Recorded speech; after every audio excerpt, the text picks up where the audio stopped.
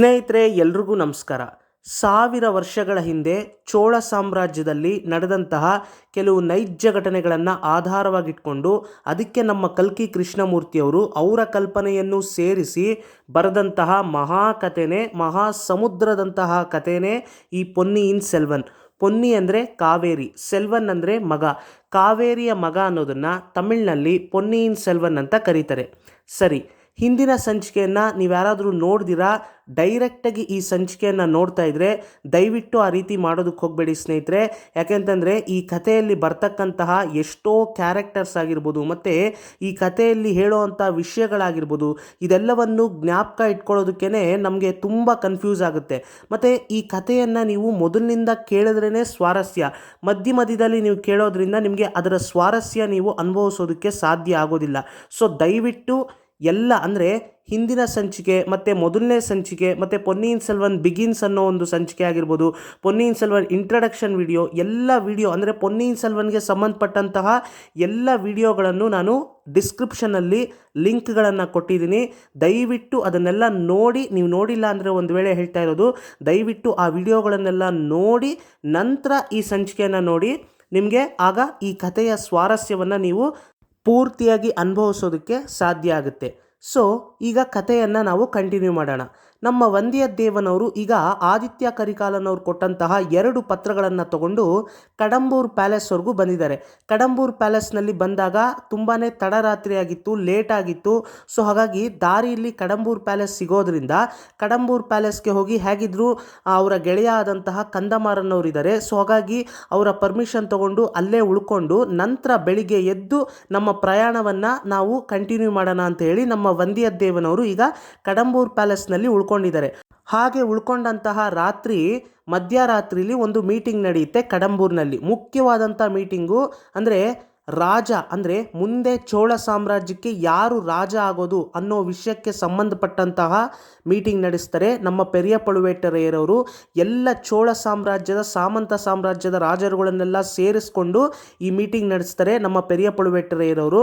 So ಹಾಗಾಗಿ ಈ ಮೀಟಿಂಗ್ನ ನಮ್ಮ ವಂದಿಯದ್ದೇವನವರು ಆಕಸ್ಮಿಕವಾಗಿ ಅಂದರೆ ಕೇಳಿಸ್ಕೊಂಡು ಏನೋ ನಡೀತಾ ಇದೆಯಲ್ಲ, ಏನೋ ಕೇಳಿಸ್ತಾ ಇದೆಯಲ್ಲ ಅಂತ ಹೇಳಿ ಆಕಸ್ಮಿಕವಾಗಿ ಆಳ್ವಾರ್ಕಡಿಯ ನಂಬಿಯವ್ರನ್ನ ನೋಡಿ ಅವ್ರನ್ನ ಫಾಲೋ ಮಾಡ್ಕೊಂಡೋಗಿ ಅವ್ರನ್ನ ನೋಡೋದಕ್ಕಂತ ಹೋದಾಗ ಅವ್ರಿಗೆ ಗೊತ್ತಾಗುತ್ತೆ, ಓಹೋ ಇಲ್ಲಿ ಮೀಟಿಂಗ್ ನಡೀತಾ ಇದೆ, ಈ ಮೀಟಿಂಗ್ನೇ ನಮ್ಮ ಆಳ್ವಾರ್ಕಡಿಯ ನಂಬಿಯವರು ಕದ್ದು ಮುಚ್ಚಿ ಕೇಳ್ತಾ ಇರೋದು ಅಂತ ಅವ್ರಿಗೂ ಗೊತ್ತಾಗುತ್ತೆ.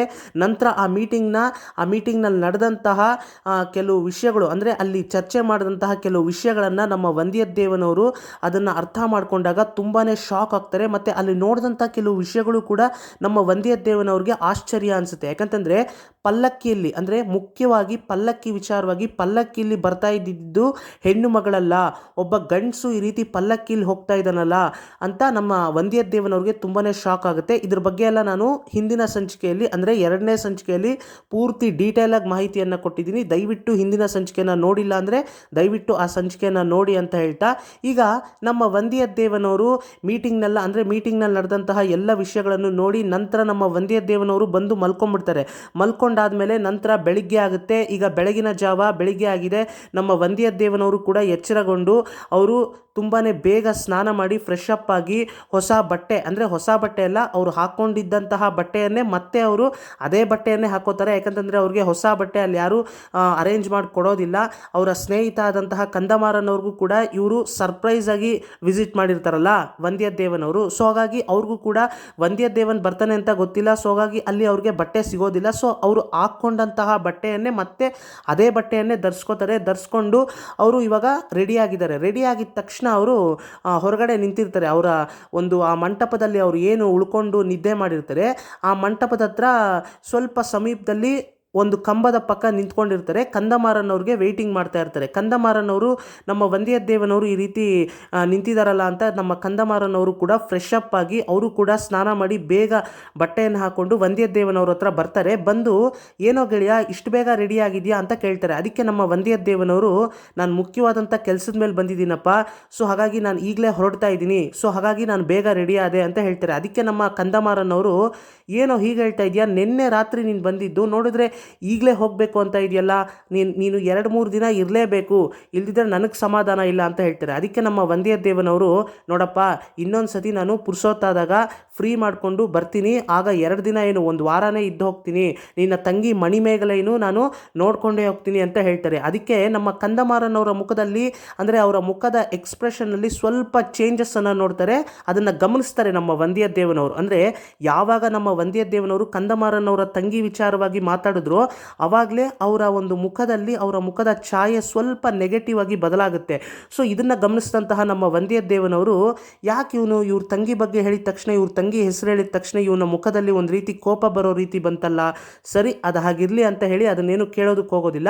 ನಂತರ ನಮ್ಮ ವಂದ್ಯದೇವನವರು, ಸರಿನಪ್ಪ ನಾನು ಹೊರಡ್ತೀನಿ ಅಂತ ಹೇಳಿದ ತಕ್ಷಣ ನಮ್ಮ ಕಂದಮಾರನವರು ಅದಕ್ಕೆ, ಓಹೋ ಸರಿ ಬಿಡಪ್ಪ, ನೀನು ಈಗ ಬಲವಂತ ಮಾಡಿದ್ರು ನೀನು ಇರೋ ಕಾಣ್ತಾ ಇಲ್ಲ, ಯಾಕಂತಂದರೆ ನೀನು ಅಷ್ಟು ಗಡಿಬಿಡಿ ಇಲ್ಲಿದೆಯಾ, ಸರಿ ನಿನ್ನ ಜೊತೆ ನಾನು ಕೊಲ್ಲಿಡಂ ನದಿ ತೀರದವರೆಗೂ ಬರ್ತೀನಿ ನಡಿ ಅಂತ ಹೇಳಿ ನಮ್ಮ ಕಂದಮಾರನವರು ಕೂಡ ಕೊಲ್ಲಿಡಂ ನದಿ ತೀರದವರೆಗೂ ನಮ್ಮ ವಂದ್ಯದೇವನವ್ರನ್ನ ಬಿಟ್ಬಿಟ್ಟು ಬರೋದಕ್ಕಂತ ನಮ್ಮ ವಂದ್ಯದೇವನವ್ರ ಜೊತೆನೇ ಅವರ ಒಂದು ಕುದುರೆ, ಅಂದರೆ ನಮ್ಮ ಕಂದಮಾರನವರು ಅವ್ರ ಕುದುರೆ ಮೇಲೆ ಹತ್ಕೊಂಡು ಅವರು ಕೂಡ ಕುದುರೆಯನ್ನು ಚಲಾಯಿಸ್ಕೊಂಡು ಬರ್ತಾರೆ, ನಮ್ಮ ವಂದ್ಯದೇವನವರು ಕೂಡ ಕುದುರೆ ಹತ್ಕೊಂಡು ಅವರು ಕೂಡ ಚಲಾಯಿಸ್ಕೊಂಡು ಬರ್ತಾ ಇರ್ತಾರೆ. ಸೊ ಹೀಗೆ ಇಬ್ಬರು ಕೂಡ ಕುದುರೆಯನ್ನು ಚಲಾಯಿಸ್ಕೊಂಡು ನಿಧಾನಕ್ಕೆ ಕುದುರೆಯನ್ನು ಚಲಾಯಿಸ್ಕೊಂಡು ಬರಬೇಕಾದ್ರೆ ಒಂದಷ್ಟು ವಿಷಯಗಳ ಬಗ್ಗೆ ಚರ್ಚೆ ಮಾಡ್ತಾ ಬರ್ತಾರೆ. ಸೊ ಹೀಗೆ ಒಂದಷ್ಟು ವಿಷಯಗಳ ಬಗ್ಗೆ ಚರ್ಚೆ ಮಾಡ್ತಾ ಬರಬೇಕಾದ್ರೆ ನಮ್ಮ ವಂದ್ಯದೇವನವರು ಕಂದಮಾರನವ್ರನ್ನ ಉದ್ದೇಶಿಸಿ, ಏನು ನಿನ್ನೆ ಎಲ್ಲ ಸಾಮಂತ ಸಾಮ್ರಾಜ್ಯದ ರಾಜರುಗಳೆಲ್ಲ ನಿಮ್ಮ ಕಡಂಬೂರ್ ಪ್ಯಾಲೇಸ್ಗೆ ಬಂದು ಸೇರಿದ್ರು, ಏನು ವಿಷಯ ಅಂತ ಕೇಳ್ತಾರೆ. ಅದಕ್ಕೆ ನಮ್ಮ ಕಂದಮಾರನವರು, ನೋಡು ಅದ್ರ ಬಗ್ಗೆ ನಾನು ಟೈಮ್ ಬಂದಾಗ, ಸಮಯ ಬಂದಾಗ ನಿನಗೆ ಎಲ್ಲ ವಿವರವಾಗಿ ಕ್ಲಿಯರಾಗಿ ಹೇಳ್ತೀನಿ,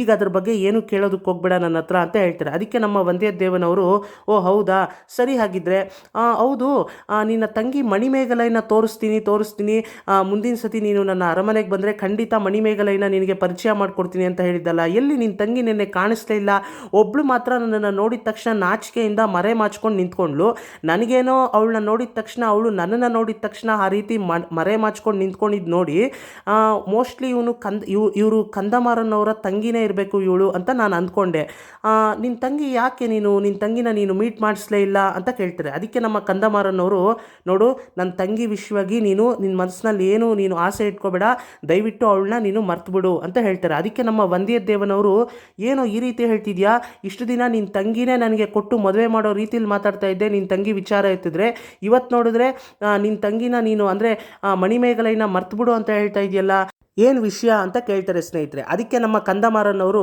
ನೋಡು ಅವಳಿಗೆ ಬೇರೆ ಗಂಡನ ನೋಡಾಗಿದೆ, ಸೊ ಹಾಗಾಗಿ ಅವಳನ್ನ ನಿನ್ನ ಮನಸ್ಸಿನಿಂದ ನೀನು ಡಿಲೀಟ್ ಮಾಡು, ದಯವಿಟ್ಟು ಅವಳ ಬಗ್ಗೆ ನೀನು ಇನ್ಯಾವುದೇ ಕಾರಣಕ್ಕೂ ಯೋಚನೆ ಮಾಡೋದಕ್ಕೆ ಹೋಗ್ಬೇಡ, ಏನನ್ನೂ ಆಸೆ ಇಟ್ಕೊಳ್ಳೋದಕ್ಕೆ ಹೋಗ್ಬೇಡ, ಏನನ್ನೂ ಕನಸು ಕಾಣೋದಕ್ಕೆ ಹೋಗ್ಬೇಡ ಅಂತ ಹೇಳ್ಬಿಡ್ತಾರೆ ಖಡಾಖಂಡಿತವಾಗಿ. ಸೊ ಇದನ್ನು ಕೇಳಿದಂಥ ನಮ್ಮ ವಂದ್ಯದೇವನವರು ಸ್ವಲ್ಪ ಬೇಜಾರಿಂದ ಈ ರೀತಿ ಹೇಳ್ತಾರೆ. ಯಾವ ರೀತಿ ಹೇಳ್ತಾರೆ ಅಂದರೆ, ಸರಿ ಬಿಡಪ್ಪ, ಸಾಮಂತ ಸಾಮ್ರಾಜ್ಯದ ರಾಜರುಗಳೆಲ್ಲ ನಿನ್ನೆ ಬಂದಿದ್ರು, ನನಗಿಂತ ಅಂದರೆ ನಾನೊಬ್ಬ ಅನಾಥ, ನನಗೆ ಅಪ್ಪ ಅಮ್ಮ ಯಾರೂ ಇಲ್ಲ, ನನ್ನ ಕುಲದಲ್ಲಿ ಉಳ್ಕೊಂಡಿರ್ತಕ್ಕಂತಹ ಒಬ್ಬ ಏಕೈಕ ವ್ಯಕ್ತಿ ಅಂದರೆ ನಾನೊಬ್ಬನೇ, ವಾನರ್ ಕುಲ ನಮ್ಮದು. ಸೊ ಹಾಗಾಗಿ ನನಗೆಲ್ಲಿ ನಿಮ್ಮ ರಾಜಮನೆತನದ ಹೆಣ್ಣು ಮಗಳನ್ನು ಕೊಟ್ಟು ಮದುವೆ ಮಾಡ್ತೀರಾ, ನಿನ್ನೆ ಬಂದಂಥ ಸಾಮಂತ ಸಾಮ್ರಾಜ್ಯದ ರಾಜರುಗಳಲ್ಲಿ ಯಾವುದಾದ್ರೂ ಒಬ್ಬ ರಾಜನ ನೀವು ಡಿಸೈಡ್ ಮಾಡಿರ್ತೀರಾ ನಿಮ್ಮ ತಂಗಿಯನ್ನು ಅವ್ರಿಗೆ ಕೊಟ್ಟು ಮದುವೆ ಮಾಡೋದಕ್ಕೆ, ಸರಿ ಬಿಡಪ್ಪ ನನಗೆ ಯಾಕೆ ಅಂತ ಹೇಳಿ ಒಂದು ರೀತಿ ಬೇಜಾರಲ್ಲಿ ಹೇಳ್ತಾರೆ. ಅದಕ್ಕೆ ನಮ್ಮ ಕಂದಮಾರನವರು, ನೋಡು ಈ ರೀತಿ ಎಲ್ಲ ನೀನೇ ಕಲ್ಪನೆ ಮಾಡಿಕೊಂಡು ಏನೇನೋ ಅರ್ಥ ಮಾಡ್ಕೋಬೇಡ, ನಿನಗೆ ನಾನು ಟೈಮ್ ಬಂದಾಗ ಎಲ್ಲವನ್ನು ಕ್ಲಿಯರಾಗಿ ಹೇಳ್ತೀನಿ, ದಯವಿಟ್ಟು ಈಗ ನನ್ನನ್ನು ಏನು ಕೇಳೋದಕ್ಕೆ ಹೋಗ್ಬೇಡ, ಸರಿ ನೋಡು ದೋಣಿ ಬರ್ತಾ ಇದೆ, ದೋಣಿ ಹತ್ಕೋ ಹೋಗು ಅಂತ ಹೇಳ್ತಾರೆ. ಅದಕ್ಕೆ ನಮ್ಮ ವಂದ್ಯದೇವನವರು, ದೋಣಿ ಮೇಲೇನೋ ನಾನು ಹತ್ಕೋತೀನಿ, ಆದರೆ ಈ ಕುದುರೆನ ಏನು ಮಾಡೋದು, ಕುದುರೆನ ಹೇಗೆ ನಾನು ದೋಣಿ ಮೇಲೆ ಕೂರಿಸ್ಕೊಂಡು ಕರ್ಕೊಂಡು ಹೋಗ್ಲಿ ಅಂತ ಕೇಳ್ತಾರೆ. ಅದಕ್ಕೆ ನಮ್ಮ ಕಂದಮಾರನವರು, ನೋಡು ಈ ಕುದುರೆನ ಇಲ್ಲೇ ಬಿಟ್ಟು ಹೋಗು, ನನ್ನ ಜೊತೆ ಒಬ್ಬ ಆಳನ್ನು ನಾನು ಕರ್ಕೊಂಬಂದಿದ್ದೀನಿ, ಇವನು ನಿನ್ನ ಜೊತೆ ದೋಣಿಯಲ್ಲಿ ಕೂತ್ಕೊಂಡೇ ಬರ್ತಾನೆ, ನದಿಯ ಆ ಕಡೆ ತೀರಕ್ಕೆ ಹೋಗಿದ ತಕ್ಷಣ ನಿನ್ನ ಜೊತೆ ಇವನು ಕೂಡ ಬಂದು ಒಂದು ಹೊಸ ಕುದುರೆಯನ್ನು ಪರ್ಚೇಸ್ ಮಾಡಿ ನಿನಗೆ ಕೊಡ್ತಾನೆ, ನೀನೇನು ಯೋಚನೆ ಮಾಡಬೇಡ ಅಂತ ಹೇಳಿದ ತಕ್ಷಣ, ಅದಕ್ಕೆ ನಮ್ಮ ವಂದ್ಯದೇವನವರು, ಓ ಹಾಗಾ ಸರಿಯಾಗಿದ್ದರೆ ನೀನು ಈ ರೀತಿ ಅರೇಂಜ್ ಮಾಡಿದ್ಯಾ ಅಂದರೆ ಸೂಪರ್, ನಿನಗೆ ಒಂದು ಧನ್ಯವಾದ ಅಂತ ಹೇಳಿ ನಮ್ಮ ವಂದ್ಯದೇವನವರು ಕಂದಮಾರನವ್ರನ್ನ ತಪ್ಕೊಂಡು, ಸರಿನಪ್ಪ ಮತ್ತೆ ಫ್ರೀಯಾಗಿ ನಾನು ಮತ್ತೆ ಕಡಂಬೂರ್ ಪ್ಯಾಲೇಸಿಗೆ ಬಂದಾಗ 1 ವಾರ ಆದರೂ ಇದ್ಬಿಟ್ಟು ಹೋಗ್ತೀನಿ, ಸೊ ಈಗೇನು ಬೇಜಾರು ಮಾಡ್ಕೊಳ್ಳೋದಕ್ಕೆ ಹೋಗಬೇಡ ಅಂತ ಹೇಳಿ ನಮ್ಮ ವಂದ್ಯದೇವನವರು ಕಂದಮಾರನವ್ರಿಗೆ ಬಾಯ್ ಹೇಳಿ ಹೊರಟೋಗ್ತಾರೆ ಸ್ನೇಹಿತರೆ. ನಂತರ ಕಂದಮಾರನವ್ರಿಗೆ ಬಾಯ್ ಹೇಳಿ ನಮ್ಮ ವಂದ್ಯದೇವನವರು ದೋಣಿಯನ್ನು ಹತ್ಕೋತಾರೆ. ದೋಣಿಯನ್ನು ಹತ್ಕೊಂಡಿದ ತಕ್ಷಣ ದೋಣಿಯ ನಾವಿಕ ಅಂದರೆ ನಮ್ಮ ವಂದ್ಯದೇವನವ್ರ ಜೊತೆ ಕಂದಮಾರನವರ ಆಳು ಯಾರು ಬಂದಿರ್ತಾರೆ ಅವರು ಕೂಡ, ಆ ಆಳು ಕೂಡ ನಮ್ಮ ವಂದ್ಯದೇವನವ್ರ ಜೊತೆ ಹತ್ಕೋತಾರೆ. ದೋಣಿಯನ್ನು ಹತ್ಕೊಂಡು ದೋಣಿಯ ನಾವಿಕ ಇನ್ನೇನು ದೋಣಿಯನ್ನು ಶುರು ಮಾಡಿ ಅಂದರೆ ದೋಣಿಯನ್ನು ಸ್ಟಾರ್ಟ್ ಮಾಡಿ ಇನ್ನೇನು ದೋಣಿಯನ್ನು ಚಲಾಯಿಸಬೇಕು, ಅಷ್ಟರಲ್ಲಿ ದೋಣಿಯನ್ನು ಚಲಾಯಿಸಿರ್ತಾರೆ. ಸ್ವಲ್ಪ ಮುಂದೆ ಹೋಗಿರುತ್ತೆ ದೋಣಿ, ಆದರೆ ಅಷ್ಟರಲ್ಲಿ ದೂರದಿಂದ ಒಂದು ವಾಯ್ಸ್ ಕೇಳಿಸುತ್ತೆ, ಅಯ್ಯಯ್ಯೋ ನಿಲ್ಲಿಸಿ ನಿಲ್ಲಿಸಿ, ದೋಣಿಯನ್ನು ನಿಲ್ಲಿಸಿ, ದಯವಿಟ್ಟು ನಿಲ್ಲಿಸಿ, ನಾನು ಬರ್ತಾ ಇದ್ದೀನಿ, ದಯವಿಟ್ಟು ನಿಲ್ಲಿಸಿ ಅಂತ ವಾಯ್ಸ್ ಕೇಳಿಸುತ್ತೆ. ಯಾರು ಅಂತ ಆ ದೋಣಿ ನಾವಿಕ ಹಿಂದೆ ತಿರುಗಿ ನೋಡಿದ್ರೆ, ಮತ್ತು ನಮ್ಮ ವಂದ್ಯದೇವನು ಕೂಡ ಹಿಂದೆ ತಿರುಗಿ ನೋಡಿದ್ರೆ ಅವ್ರು ಬೇರೆ ಯಾರು ಅಲ್ಲ ಸ್ನೇಹಿತರೆ, ಆಳ್ವಾರ್ಕಡಿಯ ನಂಬಿನೇ. ಸೊ ಆಳ್ವಾರ್ಕಡಿಯ ನಂಬಿಯವರು ದಯವಿಟ್ಟು ನಿಲ್ಲಿಸಿ, ದಯವಿಟ್ಟು ನಿಲ್ಲಿಸಿ ಅಂತ ದೂರದಿಂದ ಕೈಯನ್ನು ಅಲ್ಲಾಡಿಸ್ಕೊಂಡು ಬರ್ತಾ ಇರ್ತಾರೆ. ಸೊ ಹಾಗಾಗಿ ನಮ್ಮ ದೋಣಿಯ ನಾವಿಕ ಕೂಡ ದೋಣಿಯನ್ನು ನಿಲ್ಲಿಸ್ತಾರೆ. ನಿಲ್ಲಿಸಿದ ತಕ್ಷಣ ನಮ್ಮ ಆಳ್ವಾರ್ಕಡಿಯ ನಂಬಿಯವರು ಕೂಡ ದೋಣಿಯನ್ನು ಹತ್ಕೋತಾರೆ. ಈಗ ಈ ದೋಣಿಯಲ್ಲಿ ದೋಣಿಯ ನಾವಿಕ ವಂದ್ಯದೇವನವರು ಮತ್ತು ವಂದ್ಯದೇವನವ್ರ ಜೊತೆ ಬಂದಂತಹ ಆ ಆಳು, ಕಂದಮಾರನವರ ಆಳು ಅಂದರೆ ಸೇವಕ, ಮತ್ತು ಒಬ್ಬರು ಶಿವ ಅಂದರೆ ಶಿವಭಕ್ತರು ಕೂಡ ಒಬ್ರು ಇರ್ತಾರೆ. ನಮ್ಮ ಆಳ್ವಾರ್ಕಡಿಯ ನಂಬಿಯವರು ಈಗ ಬಂದು ಸೇರ್ಕೊಂಡ್ರು. ಈಗ ಇಲ್ಲಿ ಏನಾಗ್ಬೋದು ಹೇಳಿ, ನೀವೇ ಗೆಸ್ ಮಾಡಿ. ಇನ್ನೇನಾಗುತ್ತೆ ಸ್ನೇಹಿತರೆ, ನಮ್ಮ ಆಳ್ವಾರ್ಕಡಿಯ ನಂಬಿಯವರು ಎಲ್ಲಿ ಶಿವಭಕ್ತರನ್ನು ನೋಡಿದ್ರು ಅವ್ರ ಮೇಲೆ ಜಗಳ ಆಡೋದಕ್ಕೆ ಹೋಗ್ಬಿಡ್ತಾನೆ. ಅಂದರೆ ಕಾಲು ಕೆರ್ಕೊಂಡು ಜಗಳ ಆಡೋದಕ್ಕೆ ಹೋಗ್ಬಿಡ್ತಾನೆ. ಯಾವ ರೀತಿ ಜಗಳ ಆಡೋದಕ್ಕೆ ಹೋಗ್ತಾನೆ, ಶಿವನ ಬಗ್ಗೆ ಹೊಗಳಿದ್ರೆ ಸಾಕು ಅದ್ರ ಬಗ್ಗೆ ಡಿಬೇಟ್ ಮಾಡೋದಕ್ಕೆ ಹೋಗ್ಬಿಡ್ತಾರೆ. ಸೊ ಇಲ್ಲೂ ಕೂಡ ಶಿವಭಕ್ತ ಸುಮ್ಮನೆ ಕೂತ್ಕೊಂಡಿದ್ದಾನೆ, ಆದರೆ ನಮ್ಮ ದೋಣಿಯಲ್ಲಿ ಹತ್ಕೊಂಡಂತಹ ನಮ್ಮ ಆಳ್ವಾರ್ಕಡಿಯ ನಂಬಿಯವರು ಸುಮ್ಮನೆ ಇಲ್ಲ. ಶಿವಭಕ್ತನನ್ನು ನೋಡಿದ ತಕ್ಷಣ ಒಂದು ರೀತಿ ಕೋಪ ಬರುತ್ತೆ. ನಮ್ಮ ವಂದ್ಯದೇವನವ್ರ ಮುಖಾಂತರ ಅದನ್ನು ವ್ಯಕ್ತಪಡಿಸ್ತಾರೆ. ಯಾವ ರೀತಿ ವ್ಯಕ್ತಪಡಿಸ್ತಾರೆ ಅಂದರೆ, ನೋಡಪ್ಪ ತಮ್ಮ, ಈ ಶಿವಭಕ್ತನಿಗೆ ಹೇಳಿಬಿಡು, ಈ ದೋಣಿ ಪ್ರಯಾಣ ಮುಗಿಯೋವರೆಗೂ ಅಂದರೆ ಆ ನದಿ ಅಂದರೆ ಈ ನದಿಯ ಆ ಕಡೆ ತೀರಕ್ಕೆ ಹೋಗೋವರೆಗೂ ಇವನು ಶಿವನ ಬಗ್ಗೆ ಆ ಒಂದು 5 ವರ್ಡ್ಸು 5 ಪದವನ್ನು ಇವನು ಹೇಳಲೇಬಾರ್ದು. 5 ಪದ 5 ವರ್ಡ್ಸ್ ಅಂದರೆ ಇಲ್ಲಿ ಏನು ಗೊತ್ತಾ ಸ್ನೇಹಿತರೆ, ಓಂ ನಮಃ ಶಿವಾಯ ಅನ್ನೋದನ್ನು 5 ವರ್ಡ್ಸ್ ಅಂತ ಹೇಳ್ತಾರೆ. ಸೊ ಓಂ ನಮಃ ಶಿವಾಯ ಅಂತ ಹೇಳಲೇಬಾರ್ದು, ಅದನ್ನು ಹೇಳ್ಬಿಡು ಅವನಿಗೆ ಅಂತ ಹೇಳ್ತಾರೆ ಒಂದು ರೀತಿ ಕೋಪದಲ್ಲಿ. ಅದಕ್ಕೆ ನಮ್ಮ ವಂದ್ಯದೇವನವರು ಸುಮ್ಮನೆ ಅದನ್ನು ಆಶ್ಚರ್ಯವಾಗಿ ನೋಡ್ತಾರೆ. ಅಂದರೆ ನಮ್ಮ ಆಳ್ವಾರ್ಕಡಿಯ ನಂಬಿಯವ್ರನ್ನ ಆಶ್ಚರ್ಯವಾಗಿ ನೋಡ್ತಾರೆ. ಆಶ್ಚರ್ಯವಾಗಿ ನೋಡೋದಲ್ದಿರ ಕೋಪನೂ ಬರುತ್ತೆ ನಮ್ಮ ವಂದ್ಯದೇವನವ್ರಿಗೆ. ಏನು ಈ ನಂಬಿ ಎಲ್ಲಿ ಹೋದ್ರೂ ಶಿವನ ವಿರುದ್ಧ ಅಂದರೆ ಶಿವನ ವಿರುದ್ಧ ಡಿಬೇಟ್ ಮಾಡೋದು, ಶಿವನ ವಿರುದ್ಧವಾಗೇ ಇದನ್ನಲ್ಲ. ಎಷ್ಟು ವೆಂಕಟೇಶ್ವರ ಭಕ್ತನಾದರೂ ಈ ರೀತಿ ಶಿವ ವೆಂಕಟೇಶ್ವರ ಅಂತ ಯಾಕೆ ಇವನು ಭೇದ ಭಾವ ಮಾಡ್ತಾನೆ ಅಂತ ನಮ್ಮ ವಂದ್ಯದೇವನವರು ಕೂಡ ಮನಸ್ಸಿನಲ್ಲಿ ಅನ್ಕೋತಾ ಇರ್ತಾರೆ.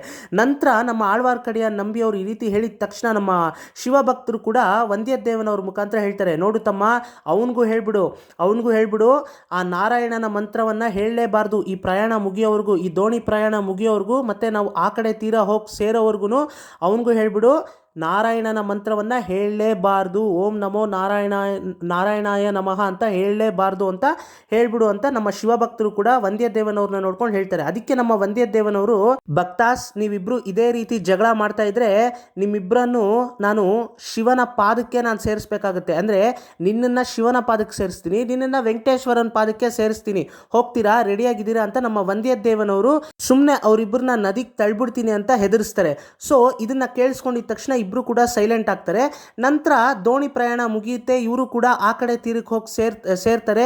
ಸೇರಿದ ತಕ್ಷಣ ಆಳ್ವಾರ್ಕಡಿಯ ನಂಬಿಯವರು ಇಳ್ಕೋತಾರೆ, ನಮ್ಮ ವಂದ್ಯದೇವನವರು ಇಳ್ಕೋತಾರೆ, ಶಿವಭಕ್ತ ಕೂಡ ಇಳ್ಕೋತಾನೆ. ನಂತರ ನಮ್ಮ ವಂದ್ಯದೇವನವ್ರ ಜೊತೆ ಬಂದಂತಹ ಆ ಆಳು ಅಂದರೆ ಕಂದಮಾರನವರ ಆಳು ಕೂಡ ಇಳ್ಕೊಂಡು, ನಂತರ ಕಂದಮಾರನವರ ಆಳು ನಮ್ಮ ವಂದ್ಯದೇವನವ್ರನ್ನ ಉದ್ದೇಶಿಸಿ, ನೋಡಿ ನೀವು ಇಲ್ಲೇ ಇರಿ, ನಾನೊಂದು 10 ನಿಮಿಷ ಅಥವಾ 1/4 ಗಂಟೆಯಲ್ಲಿ ನಾನು ಒಂದು ಹೊಸ ಕುದುರೆನ ನಿಮಗೆ ಪರ್ಚೇಸ್ ಮಾಡಿಕೊಡ್ತೀನಿ, ದಯವಿಟ್ಟು ನೀವು ಇಲ್ಲೇ ಕಾಯ್ತಾ ಇರಿ ಅಂತ ಹೇಳಿ ನಮ್ಮ ಆಳು ಅಂದರೆ ಆ ಕಂದಮಾರನವರ ಆಳು ಹೊರಟೋಗ್ತಾರೆ ಸ್ನೇಹಿತರೆ. ಈ ರೀತಿ ಕಂದಮಾರನವರ ಆಳು ಆ ಕಡೆ ಹೋಗಿದ ತಕ್ಷಣ ನಮ್ಮ ವಂದ್ಯದೇವನವರು ಕಾಯಬೇಕಲ್ಲ. ಸೊ ಹಾಗಾಗಿ ಇನ್ನೇನು ಮಾಡೋದು ಅಂತ ಹೇಳಿ ನಮ್ಮ ವಂದ್ಯದೇವನವರು ಅಲ್ಲೇ ಸಮೀಪದಲ್ಲಿರ್ತಕ್ಕಂತಹ ಒಂದು ಮರದ ಕೆಳಗಡೆ ಹೋಗಿ ವಿಶ್ರಾಂತಿ ತಗೊಳ್ಳೋಣ ಅಂತ ಹೇಳಿ ನಮ್ಮ ವಂದ್ಯದೇವನವರು ಕೂಡ ಮರದ ಕೆಳಗಡೆ ಹೋಗಿ ವಿಶ್ರಾಂತಿ ತಗೊಳ್ಳೋದಕ್ಕಂತ ಹೋಗಿ ಕೂತ್ಕೋತಾರೆ. ಅವ್ರ ಪಕ್ಕ ನಮ್ಮ ಆಳ್ವಾರ್ಕಡಿಯ ನಂಬಿಯವರು ಬಂದು ಕೂತ್ಕೋತಾರೆ. ಅವರು ಕೂಡ ವಿಶ್ರಾಂತಿ ತಗೊಳ್ಳೋದಕ್ಕೇನೋ ಬಂದ್ರೇನೋ ನಮ್ಮ ಆಳ್ವಾರ್ಕಡಿಯ ನಂಬಿಯವರು ಕೂಡ ಪಕ್ಕದಲ್ಲೇ ಬಂದು ಕೂತ್ಕೋತಾರೆ. ಕೂತ್ಕೊಂಡಿದ್ದ ತಕ್ಷಣ ಇಬ್ಬರು ಕೂಡ ಈಗ ಪಕ್ಕದಲ್ಲಿ ಕೂತಿದ್ದಾರೆ. ಆಳ್ವಾರ್ಕಡಿಯ ನಂಬಿಯವರು ಮತ್ತು ವಂದ್ಯದೇವನವರು ಕೂಡ ಈಗ ಪಕ್ಕದಲ್ಲಿ ಕೂತಿದ್ದಾರೆ. ಆಕಸ್ಮಿಕವಾಗಿ ಇಬ್ಬರು ಕೂಡ ಪಕ್ಕದಲ್ಲಿ ಕೂತಿದ್ದಾರೆ. ಈಗ ಏನಾಗ್ಬೋದು ಸ್ನೇಹಿತರೆ, ನಮ್ಮ ವಂದ್ಯದೇವನವರೇ ಮಾತನ್ನು ಶುರು ಮಾಡ್ತಾರೆ. ಆಳ್ವಾರ್ಕಡಿಯ ನಂಬಿಯಿಂದ ಏನಾದರೂ ವಿಷಯನ ಹೊರಗಡೆ ಬರ್ಸೋದಕ್ಕಾಗುತ್ತಾ ಅಂತ ನೋಡ್ತಾರೆ. ಅಂದರೆ ಒಂದು ರೀತಿ ಒಂದು ಬಾಣ ಬಿಟ್ಟು ನೋಡೋಣ, ಏನಾದರೂ ಸತ್ಯವನ್ನು ಇವನ ಮೂಲಕ ತಿಳ್ಕೊಬೋದಾ ಅಂತ ಹೇಳಿ ನಮ್ಮ ವಂದ್ಯದೇವನವರು ಆಳ್ವಾರ್ಕಡಿಯ ನಂಬಿಯವ್ರನ್ನ ಕೆಣಕ್ತಾರೆ. ಯಾವ ರೀತಿ ಕೆಣಕ್ತಾರೆ ಅಂದರೆ, ಅಣ್ಣ ನೀವು ಈ ಧೂಮಕೇತು ಬಗ್ಗೆ ಕೇಳಿದ್ದೀರಾ? ಈಗ ನಮ್ಮ ಚೋಳ ಸಾಮ್ರಾಜ್ಯದಲ್ಲಿ ನೀವು ಆಕಾಶದಲ್ಲಿ ನೋಡ್ಬೋದು, ಧೂಮಕೇತು ಈಗ ಕಾಣಿಸ್ತಾ ಇದೆ ಎಲ್ರಿಗೂ. ಈ ಧೂಮಕೇತು ನಕ್ಷತ್ರ ಕಾಣಿಸೋದ್ರಿಂದ ರಾಜಮನೆತನದವ್ರಿಗೆ, ಅಂದರೆ ರಾಜಮನೆತನದಲ್ಲಿರ್ತಕ್ಕಂಥವ್ರಿಗೆ ತುಂಬಾ ಅಪಾಯ ಇದೆ ಅಂತಾರಲ್ಲ, ಇದ್ರ ಬಗ್ಗೆ ನಿಮ್ಮ ಅನಿಸಿಕೆ ಏನು, ನಿಮ್ಮ ಅಭಿಪ್ರಾಯ ಏನು ಅಂತ ಕೇಳ್ತಾರೆ.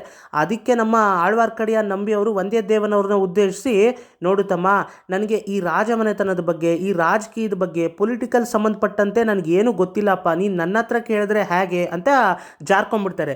ನಂತರ ನಮ್ಮ ಆಳ್ವಾರ್ಕಡಿಯ ನಂಬಿಯವರು ಸುಮ್ಮನೆ ಇಲ್ಲ, ಅವರು ಕೂಡ ತುಂಬಾ ಹುಷಾರು. ವಂದ್ಯದೇವನವ್ರಿಗೆ, ಅಂದರೆ ವಂದ್ಯದೇವನವ್ರ ಮುಖಾಂತರ ಏನಾದರೂ ಸತ್ಯವನ್ನು ತಿಳ್ಕೊಳ್ಳೋದಕ್ಕಾಗುತ್ತಾ ಅಂತ ಒಂದು ಬಾಣವನ್ನು ಬಿಟ್ಟು ನೋಡ್ತಾರೆ. ಯಾವ ರೀತಿ ಬಾಣವನ್ನು ಬಿಡ್ತಾರೆ ಅಂದರೆ, ನಮ್ಮ ಆಳ್ವಾರ್ಕಡಿಯ ನಂಬಿಯವರು ವಂದ್ಯದೇವನವ್ರನ್ನ ಉದ್ದೇಶಿಸಿ, ಏನಪ್ಪ ತಮ್ಮ, ನೀನು ಎಲ್ಲಿಗೆ ಹೋಗ್ತಾ ಇರೋದು? ಹೌದು, ಏನೋ ಮುಖ್ಯವಾದಂಥ ಕೆಲಸದ ಮೇಲೆ ಹೋಗ್ತಾ ಇರೋಗಿದೆ, ಎಲ್ಲಿಗೆ ಹೋಗ್ತಾ ಇದೆಯಾ? ಹೌದು, ನಿನ್ನ ಪ್ರಯಾಣ ಎಲ್ಲಿಗೆ ಅಂತ ಕೇಳ್ತಾರೆ. ಅದಕ್ಕೆ ನಮ್ಮ ವಂದ್ಯದೇವನವರು, ಏನಿಲ್ಲ ಅಣ್ಣ, ನಾನು ಯಾವುದೋ ಒಂದು ಮುಖ್ಯವಾದಂಥ ಕೆಲಸದ ಮೇಲೆ ಇಲ್ಲೇ ತಂಜಾವೂರಿಗೆ ಹೋಗ್ತಾ ಇದ್ದೀನಿ ಅಂತ ಹೇಳ್ತಾರೆ. ಅದಕ್ಕೆ ನಮ್ಮ ಆಳ್ವಾರ್ಕಡಿಯ ನಂಬಿಯವರು, ಓ ಹೌದಾ, ಸರಿ ಸರಿ ಆಗಿದ್ರೆ ಅಂತ ಹೇಳ್ತಾರೆ. ನಂತರ ನಮ್ಮ ವಂದ್ಯದೇವನವರು ಆಳ್ವಾರ್ಕಡಿಯ ನಂಬಿಯವ್ರನ್ನ ಉದ್ದೇಶಿಸಿ, ಅಣ್ಣ, ನೀವು ಈ ರೀತಿ ವೈಷ್ಣವರ ಭಕ್ತರಾಗಿ ಆ್ಯಕ್ಟ್ ಮಾಡೋದು ಸ್ವಲ್ಪ ನಿಲ್ಲಿಸಿ. ಈ ರೀತಿ ಮೈಯೆಲ್ಲ ಗಂಧವನ್ನು ಬಳ್ಕೊಂಡು, ಈ ರೀತಿ 3 ನಾಮ ಹಾಕ್ಕೊಂಡು, ನಾನು ತೀವ್ರವಾದಂತಹ ವೈಷ್ಣವ ಭಕ್ತ, ನಾನು ತೀವ್ರವಾದಂತಹ ವೆಂಕಟೇಶ್ವರ ಭಕ್ತ ಅಂತ ಸುಮ್ಮನೆ ನಾಟಕ ಮಾಡ್ತೀರಾ ನೀವು. ಆದರೆ ನಿಮ್ಮ ಮನಸ್ಸಿನಲ್ಲಿ ಇರ್ತಕ್ಕಂಥದ್ದೆಲ್ಲ ಕೊಳಕೆ. ಹೇಗೆ ನಾನು ಕಂಡಿಡಿದೆ ಅಂತೀರಾ? ನೀವು ಯಾವಾಗ ನನ್ನ ಹತ್ರ ಬಂದು ಆ ಹುಡುಗಿಗೆ, ಅಂದರೆ ಆ ಪಲ್ಲಕ್ಕಿಲಿ ಹೋದಂಥ ಆ ಹೆಣ್ಣು ಮಗಳಿಗೆ ಈ ಲೆಟ್ರನ್ನು, ಈ ಪತ್ರವನ್ನು ಕೊಡೋದಕ್ಕಾಗುತ್ತಾ ಅಂತ ಹೇಳಿದ್ರು, ಆವಾಗಲೇ ನನಗೆ ಗೊತ್ತಾಯಿತು. ಮತ್ತು ಆ ಪಲ್ಲಕ್ಕಿಲಿ ಹೋಗ್ತಾ ಇದ್ದಂತಹ ಆ ಹೆಣ್ಣು ಮಗಳನ್ನು ನೀವೇನೋ ಮಾಡಿದ್ದೀರಾ. ಅದಕ್ಕೆ ಅವರು ಕೂಡ ಆ ರೀತಿ ಕಿರ್ಚ್ಕೊಂಡ್ರು ಆ ದಿನ ವೀರನಾರಾಯಣ ಏರಿ ಹತ್ರ. ಸೊ ನೀವು ಯಾತಕ್ಕೆ, ಅಂದರೆ ನಿಮಗೆ ಯಾತಕ್ಕೆ ಈ ರೀತಿಯಾದಂಥ ಚಾಳಿ ನಿಮ್ಗೆ ಯಾತಕ್ಕೋಸ್ಕರ ಬಂತು? ಅಂದರೆ ಹೆಣ್ಣುಗಳ ಬಗ್ಗೆ ಈ ರೀತಿ ಯಾಕೆ ನೀವು ಅಟ್ರ್ಯಾಕ್ಟ್ ಆಗ್ತೀರಾ? ಈ ರೀತಿ ಹೆಣ್ಣುಗಳ ಬಗ್ಗೆ ಈ ರೀತಿ ಯಾಕೆ ಇಷ್ಟೊಂದು ಕಂಟ್ರೋಲ್ ಇಲ್ಲದೆ ಆಡ್ತೀರಾ ಅಂತ ಒಂದು ರೀತಿ ತುಂಬಾ ಅಸಹ್ಯವಾಗಿ ಕೇಳ್ತಾರೆ ನಮ್ಮ ವಂದ್ಯದೇವನವರು ಆಳ್ವಾರ್ಕಡಿಯ ನಂಬಿಯವ್ರನ್ನ ಉದ್ದೇಶಿಸಿ. ಅದಕ್ಕೆ ನಮ್ಮ ಆಳ್ವಾರ್ಕಡಿಯ ನಂಬಿಯವರು, ಅಬ್ಬಬ್ಬಾ ವೆಂಕಟೇಶ್ವರ ಅಂತ ಅವರು ಕೂಡ ಒಂದು ರೀತಿ, ಏನಪ್ಪ ಈ ರೀತಿ ಹೇಳ್ಬಿಟ್ಟ ಇವನು ಅಂತ, ಅಬ್ಬಬ್ಬಾ ನಾರಾಯಣ ಅಂತ ಅವ್ರ ತಲೆಯನ್ನು ಅವರೇ ಚೆಚ್ಕೊಂಡು ಮತ್ತೆ ಮಾತನ್ನು ಶುರು ಮಾಡ್ತಾರೆ ನಮ್ಮ ಆಳ್ವಾರ್ಕಡಿಯ ನಂಬಿಯವರು. ಅದಕ್ಕೆ ರೆಸ್ಪಾಂಡ್ ಆಗಿ ಯಾವ ರೀತಿ ರೆಸ್ಪಾಂಡ್ ಮಾಡ್ತಾರೆ ಅಂದರೆ, ನೋಡಪ್ಪ ತಮ್ಮ, ನೀನು ಏನೇನೋ ತಪ್ಪು ತಿಳ್ಕೊಂಡಿದ್ಯಾ ನನ್ನ ಬಗ್ಗೆ, ನೀನು ಏನೇನು ಅಂದ್ಕೊಂಡಿದ್ಯೋ ಎಲ್ಲವೂ ಕೂಡ ಸುಳ್ಳು. ನಾನು ಆ ಹೆಣ್ಣು ಮಗಳಿಗೆ ಅಂದರೆ ಆ ಹೆಣ್ಣು ಮಗಳಿಗೂ ನನಗೂ ಇರ್ತಕ್ಕಂತಹ ಸಂಬಂಧದ ಬಗ್ಗೆ ನಿನಗೆ ಗೊತ್ತಾದರೆ ನಿನ್ನ ಬಗ್ಗೆನೇ ನೀನೇ ಅಸಹ್ಯ ಪಟ್ಕೊಂಡು, ಅಯ್ಯೋಯ್ಯೋ ನಾನು ಈ ರೀತಿ ಮಾತಾಡ್ಬಿಟ್ನಲ್ಲ ಅಂತ ನೀನೇ ಕ್ಷಮೆ ಕೇಳೋ ರೇಂಜಿಗೆ ಹೊರಟೋಗ್ತೀಯಾ ಅಂತ ಹೇಳ್ತಾರೆ. ಅದಕ್ಕೆ ನಮ್ಮ ವಂದ್ಯದೇವನವರು, ಹೌದೌದು, ನನಗೆ ಗೊತ್ತಿಲ್ವಾ ನಿಮ್ಮ ಬಂಡವಾಳ, ಈ ರೀತಿ ಹೆಣ್ಣು ಮಗಳನ್ನು ನೋಡಿದ್ರೆ ಅವ್ರಿಗೆ ಪತ್ರ ಕೊಡು ಅನ್ನೋದು, ಇದೆಲ್ಲ ಒಳ್ಳೆ ಕೆಲಸ ಅಂತೀರಾ, ಸುಮ್ಮನಿರಿ ಅಣ್ಣ ನೀವು ಅಂತ ಹೇಳ್ತಾರೆ. ಅದಕ್ಕೆ ನಮ್ಮ ಆಳ್ವಾರ್ಕಡಿಯ ನಂಬಿಯವರು, ನೋಡು, ಇವಾಗ ನಿನಗೆ ನಾನು ಸತ್ಯ ಹೇಳೋ ಅಂತ ಅವಶ್ಯಕತೆ ಇದೆ, ಹೇಳ್ತೀನಿ ಕೇಳು. 2 ವರ್ಷಗಳ ಹಿಂದೆ ನಮ್ಮದು ಪಾಂಡ್ಯನಾಡು, ಅಂದರೆ ನನ್ನ ಸ್ವಂತ ಊರು ಪಾಂಡ್ಯನಾಡು, ಮಧುರೈ ಹತ್ರ. ಸೊ ಪಾಂಡ್ಯನಾಡಿನಲ್ಲಿ ನಾನು, ನನ್ನ ತಂದೆ ಇದ್ವಿ. ನನ್ನ ತಂದೆ ಮತ್ತು ನಾನು, ನಮ್ಮ ಕೆಲಸ ಏನು ಗೊತ್ತಾ, ವೆಂಕಟೇಶ್ವರ ಮಂತ್ರಗಳನ್ನು ಊರೂರು ಹೋಗ್ತಾ, ಊರೂರು ಹೋಗಿ ವೆಂಕಟೇಶ್ವರ ಮಂತ್ರಗಳನ್ನು ಹೇಳ್ತಾ ಬದುಕೋದೆ ನಮ್ಮ ಕೆಲಸನೇ, ನಮ್ಮ ಕಸಬೆ ಅದು. ವೆಂಕಟೇಶ್ವರ ಮಂತ್ರಗಳನ್ನು ಹಾಡ್ತಾ ಊರೂರು ಅವರು ಆ ಹಾಡುಗಳನ್ನು ಕೇಳಿದಂಥ ಜನ ಅವ್ರ ಖುಷಿಗೆ ಏನೋ ಒಂದು ದಕ್ಷಿಣೆ ಕೊಡ್ತಾರೆ, ಅದನ್ನು ತಗೊಂಡು ಬದುಕೋದೆ ನಮ್ಮ ಕೆಲಸ. ಸೊ ಇದೇ ನಮ್ಮ ಕಸಬಾಗಿತ್ತು. ಸೊ ಹೀಗಿರಬೇಕಾದ್ರೆ ನಮ್ಮ ತಂದೆಯವರು ನಮ್ಮ ಮನೆಯ ಸಮೀಪದಲ್ಲಿರ್ತಕ್ಕಂತಹ ಒಂದು ದೇವಸ್ಥಾನದಲ್ಲಿ ಕೂಡ ವೆಂಕಟೇಶ್ವರ ದೇವರಿಗೆ ಸೇವೆ ಮಾಡ್ತಾ ಇದ್ರು. ಆಗ ಆ ಒಂದು ಸಂದರ್ಭದಲ್ಲಿ ಆ ವೆಂಕಟೇಶ್ವರ ದೇವಾಲಯದ ಸುತ್ತ ಇರತಕ್ಕಂತಹ ಒಂದು ಪಾರ್ಕು, ಅಂದರೆ ಒಂದು ನಂದನವನ ಇದೆ. ಆ ನಂದನವನದಲ್ಲಿ ಒಂದು ಮಗು ಸಿಗುತ್ತೆ. ಒಂದು ದಿನ ಒಂದು ಸಣ್ಣ ಮಗು ಅಳ್ತಾ ಇರೋವಂಥ ಶಬ್ದ ಕೇಳಿಸುತ್ತೆ. ಆ ಸಣ್ಣ ಮಗು ಅಳ್ತಾ ಇರೋವಂಥ ಶಬ್ದ ಕೇಳಿಸಿದ ತಕ್ಷಣ ಆ ನಂದನವನದಲ್ಲಿ ನಮ್ಮ ತಂದೆಯವ್ರಿಗೆ ತುಂಬಾ ಆಶ್ಚರ್ಯ ಆಗಿ ಆ ಅಳ್ತಾ ಇರ್ತಕ್ಕಂಥ ಮಗು ಹತ್ರ ಹೋಗಿ, ಯಾರ್ದಿದು ಮಗು ಅಂತ ಹೇಳಿ ಯೋಚನೆ ಮಾಡ್ತಾರೆ. ನಂತರ ಯಾರ್ದಾದರೆ ಏನು, ಇದು ದೇವ್ರ ಪ್ರಸಾದ ಅಂತ ಭಾವಿಸಿ ನಾವೇ ಸಾಕೋಣ ಅಂತ ಹೇಳಿ ನಮ್ಮ ತಂದೆಯವರು ನಿರ್ಧಾರ ಮಾಡಿ ಅದನ್ನು ನಾವೇ ಸಾಕೋದಕ್ಕೆ ಶುರು ಮಾಡ್ತೀವಿ. ನಾವೇ ಸಾಕೋದಕ್ಕೆ ಶುರು ಮಾಡಿ ಅದು ಹೆಣ್ಣು ಮಗು. ಸೊ ಹಾಗಾಗಿ ಅದು ನಂದನವನದಲ್ಲಿ ಸಿಕ್ಕಿರೋ ಕಾರಣದಿಂದ ಅದಕ್ಕೆ ನಂದಿನಿ ಅಂತ ಹೊಸದಾಗಿ ಹೆಸರನ್ನು ಕೂಡ ನಾಮಕರಣ ಮಾಡ್ತೀವಿ ನಾವು. ಅಂದರೆ ನಮ್ಮ ತಂದೆಯವರು ನಂದಿನಿ ಅಂತ ಹೆಸರು ಕೂಡ ಅದಕ್ಕಿಡ್ತಾರೆ. ನಂತರ ಹೀಗೆ ನಂದಿನಿ ಬೆಳೆದು ದೊಡ್ಡವಳಾದಮೇಲೆ ಅವಳು ಕೂಡ ನಮ್ಮ ಜೊತೆಗೆ ಊರೂರು ಬಂದು ವೆಂಕಟೇಶ್ವರಕ್ಕೆ ಸಂಬಂಧಪಟ್ಟಂತಹ ಮಂತ್ರಗಳನ್ನು ಹಾಡೋದಕ್ಕೆ ಶುರು ಮಾಡ್ತಾಳೆ. ಅವಳು ಅವಳು ಕೂಡ ನಮ್ಮ ಜೊತೆಗೆ ವೆಂಕಟೇಶ್ವರ ಮಂತ್ರಗಳನ್ನು ಹೇಳ್ತಾ ಇದ್ರೆ ಊರಿನ ಜನ ಎಲ್ಲ ನಮ್ಮ ಮಂತ್ರಗಳನ್ನು ಕೇಳಿಸ್ಕೊಂಡು ಅಷ್ಟು ಚೆನ್ನಾಗಿ ಅವರು ಅಂದರೆ ರೋಮಾಂಚನಗೊಂಡು ಅವ್ರಿಗೆ ಖುಷಿಯಾಗಿ ಅವ್ರ ಕೈಯಲ್ಲಿ ಸಾಧ್ಯ ಆದಷ್ಟು ದಕ್ಷಿಣೆಗಳನ್ನು ಕೊಡ್ತಾ ಇದ್ರು. ನಮ್ಮ ಜೀವನ ಚೆನ್ನಾಗೇ ಸಾಕ್ತಾ ಇತ್ತು. ಆದರೆ 2 ವರ್ಷದ ಹಿಂದೆ ಏನಾಯ್ತಪ್ಪ ಅಂತಂದರೆ ಪಾಂಡ್ಯರಿಗೂ ಚೋಳರಿಗೂ ತೀವ್ರವಾದಂತಹ ಯುದ್ಧ ನಡೀತಾ ಇತ್ತು. ಆ ಯುದ್ಧ ನಡಿಬೇಕಾದಂತಹ ಸಂದರ್ಭದಲ್ಲಿ ನಾನು ಊರಲ್ಲಿಲ್ಲ. ಅಂದರೆ ಆ ಸಂದರ್ಭದಲ್ಲಿ ಆ ಯುದ್ಧ ನಡೆಯೋದಕ್ಕಿಂತ ಕೆಲವೇ ದಿನಗಳ ಹಿಂದೆಯೇ, ಅಂದರೆ ಕೆಲವು ವರ್ಷಗಳ ಹಿಂದೆಯೇ ನಮ್ಮ ತಂದೆಯವರು ಕೂಡ ತೀರೋಗಿದ್ರು. ನಮ್ಮ ತಂದೆಯವರು ತೀರೋದ ನಂತರವೂ ಕೂಡ ನಂದಿನಿಯನ್ನು ನಾನೇ ಜವಾಬ್ದಾರಿ ತಗೊಂಡು ಸಾಕಿದೆ. ನಂತರ ಈ ರೀತಿ 2 ವರ್ಷದ ಹಿಂದೆ ಈ ರೀತಿ ಪಾಂಡ್ಯರಿಗೂ ಚೋಳರಿಗೂ ಯುದ್ಧ ನಡಿಬೇಕಾದಂಥ ಸಂದರ್ಭದಲ್ಲಿ ನಾನು ಊರಿನಲ್ಲಿಲ್ಲ. ಯಾತಕ್ಕೋಸ್ಕರ ನಾನು ಊರಿನಲ್ಲಿಲ್ಲ ಅಂದರೆ ನಾನು ನಂದಿನಿಗೆ ಹೇಳ್ಬಿಟ್ಟು ಹೋಗಿದ್ದೆ, ಈ ರೀತಿ ನಾನು ತಿರುಪತಿಗೆ ಹೋಗಿ ಬರ್ತಾ ಇದ್ದೀನಿ, ದಯವಿಟ್ಟು ನೀನು ಇಲ್ಲೇ ಇರು, ಹುಷಾರಾಗಿ ಜೋಪಾನವಾಗಿರು ಅಂತ ಹೇಳಿ ನಾನು ನಂದಿನಿಗೆ ಹೇಳ್ಬಿಟ್ಟು ಹೊರಟೋಗಿದ್ದೆ. ಸೊ ಹೀಗೆ ನಾನು ಹೋಗಿರಬೇಕಾದಂಥ ಸಂದರ್ಭದಲ್ಲಿ ಪಾಂಡ್ಯರಿಗೂ ಚೋಳರಿಗೂ ತೀವ್ರವಾದಂತಹ ಯುದ್ಧ ನಡೀತಾ ಇರ್ತಕ್ಕಂಥ ಸಂದರ್ಭ. ಆಗ ನಮ್ಮ ಈ ನಂದಿನಿ ಮನೆಯಲ್ಲೇ ಇದ್ಲಂತೆ. ಆದರೆ ಏನಾಯಿತೋ ಏನೋ ಆ ಯುದ್ಧ ನಡೆದ ನಂತರ ನಾನು ಸ್ವಲ್ಪ ದಿನಗಳ ನಂತರ ಬಿಟ್ಟು ನಾನು ಮನೆಗೆ ಬಂದರೆ ನಂದಿನಿ ಇಲ್ಲ. ನಂತರ ಡೈರೆಕ್ಟಾಗಿ ಪೆರಿಯ ಪಳುವೇಟರೆಯರವ್ರ ಹತ್ರ ನೋಡ್ತೀನಿ, ಪೆರಿಯ ಪಳುವೇಟರೆಯರವ್ರನ್ನ ಮದುವೆ ಆಗಿಬಿಟ್ಟಿದ್ದಾಳೆ.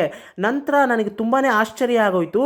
ಅವತ್ತು ನಾನು ನಂದಿನಿ ಬಗ್ಗೆ, ಅಂದರೆ ಅವತ್ತು ನಂದಿನಿ ಕಾಣಿಸ್ತಾ ಇಲ್ಲ ಅಂತ ನನಗೆ ಗೊತ್ತಾಗಿದ್ದು ನಾನು ಇವತ್ತೇ ಪೆರಿಯ ಪಳುವೇಟರೆಯರವ್ರ ಜೊತೆ ನೋಡ್ತಾ ಇರೋದು.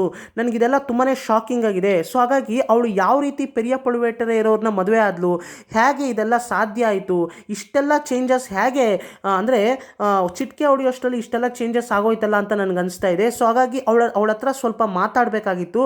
ಅವಳ ಹತ್ರ ಸ್ವಲ್ಪ ಚರ್ಚೆ ಮಾಡಿ ಅವಳನ್ನ ಮತ್ತೆ ಈ ರೀತಿಯೆಲ್ಲ ಮದುವೆ, ಅಂದರೆ ಈಗಲೂ ಕೂಡ ಕಾಲ ಮಿಂಚಿಲ್ಲ, ದಯವಿಟ್ಟು ನನ್ನ ಜೊತೆ ಬಂದ್ಬಿಡು, ದಯವಿಟ್ಟು ವೆಂಕಟೇಶ್ವರಕ್ಕೆ ಸಂಬಂಧಪಟ್ಟಂತಹ ಮಂತ್ರಗಳನ್ನು ಹಾಡಿಕೊಂಡು ನಾವು ಹೇಗೋ ಜೀವನ ಮಾಡೋಣ, ದಯವಿಟ್ಟು ನಿನಗೆ ರಾಜ್ಯದ ಆಸೆ ಎಲ್ಲ ಬಿಟ್ಬಿಡು ಅಂತ ಹೇಳೋದಕ್ಕೆ ನಾನು ಕೂಡ ಎಷ್ಟೋ ಪ್ರಯತ್ನ ಪಡ್ತಾ ಇದ್ದೀನಿ ಅವಳನ್ನು ಮೀಟ್ ಮಾಡಬೇಕು ಅಂತ. ಆದರೆ ಅವಳೇ ನನ್ನನ್ನು ಯಾವಾಗಲೂ ಕೂಡ ನೋಡಿದಾಗೆಲ್ಲ ನನ್ನನ್ನು ಅವಾಯ್ಡ್ ಮಾಡ್ತಾ ಇದ್ದಾಳೆ ಅಂತ ಹೇಳ್ತಾರೆ ಸ್ನೇಹಿತರೆ. ಅಂದರೆ ಈಗ ಇಲ್ಲಿ ನಾವೇನು ತಿಳ್ಕೊಂಡ್ವಿ, ಆಳ್ವಾರ್ ನಂಬಿ ಅವ್ರಿಗೆ ನಂದಿನಿಯವರು ತಂಗಿ ಆಗಬೇಕು.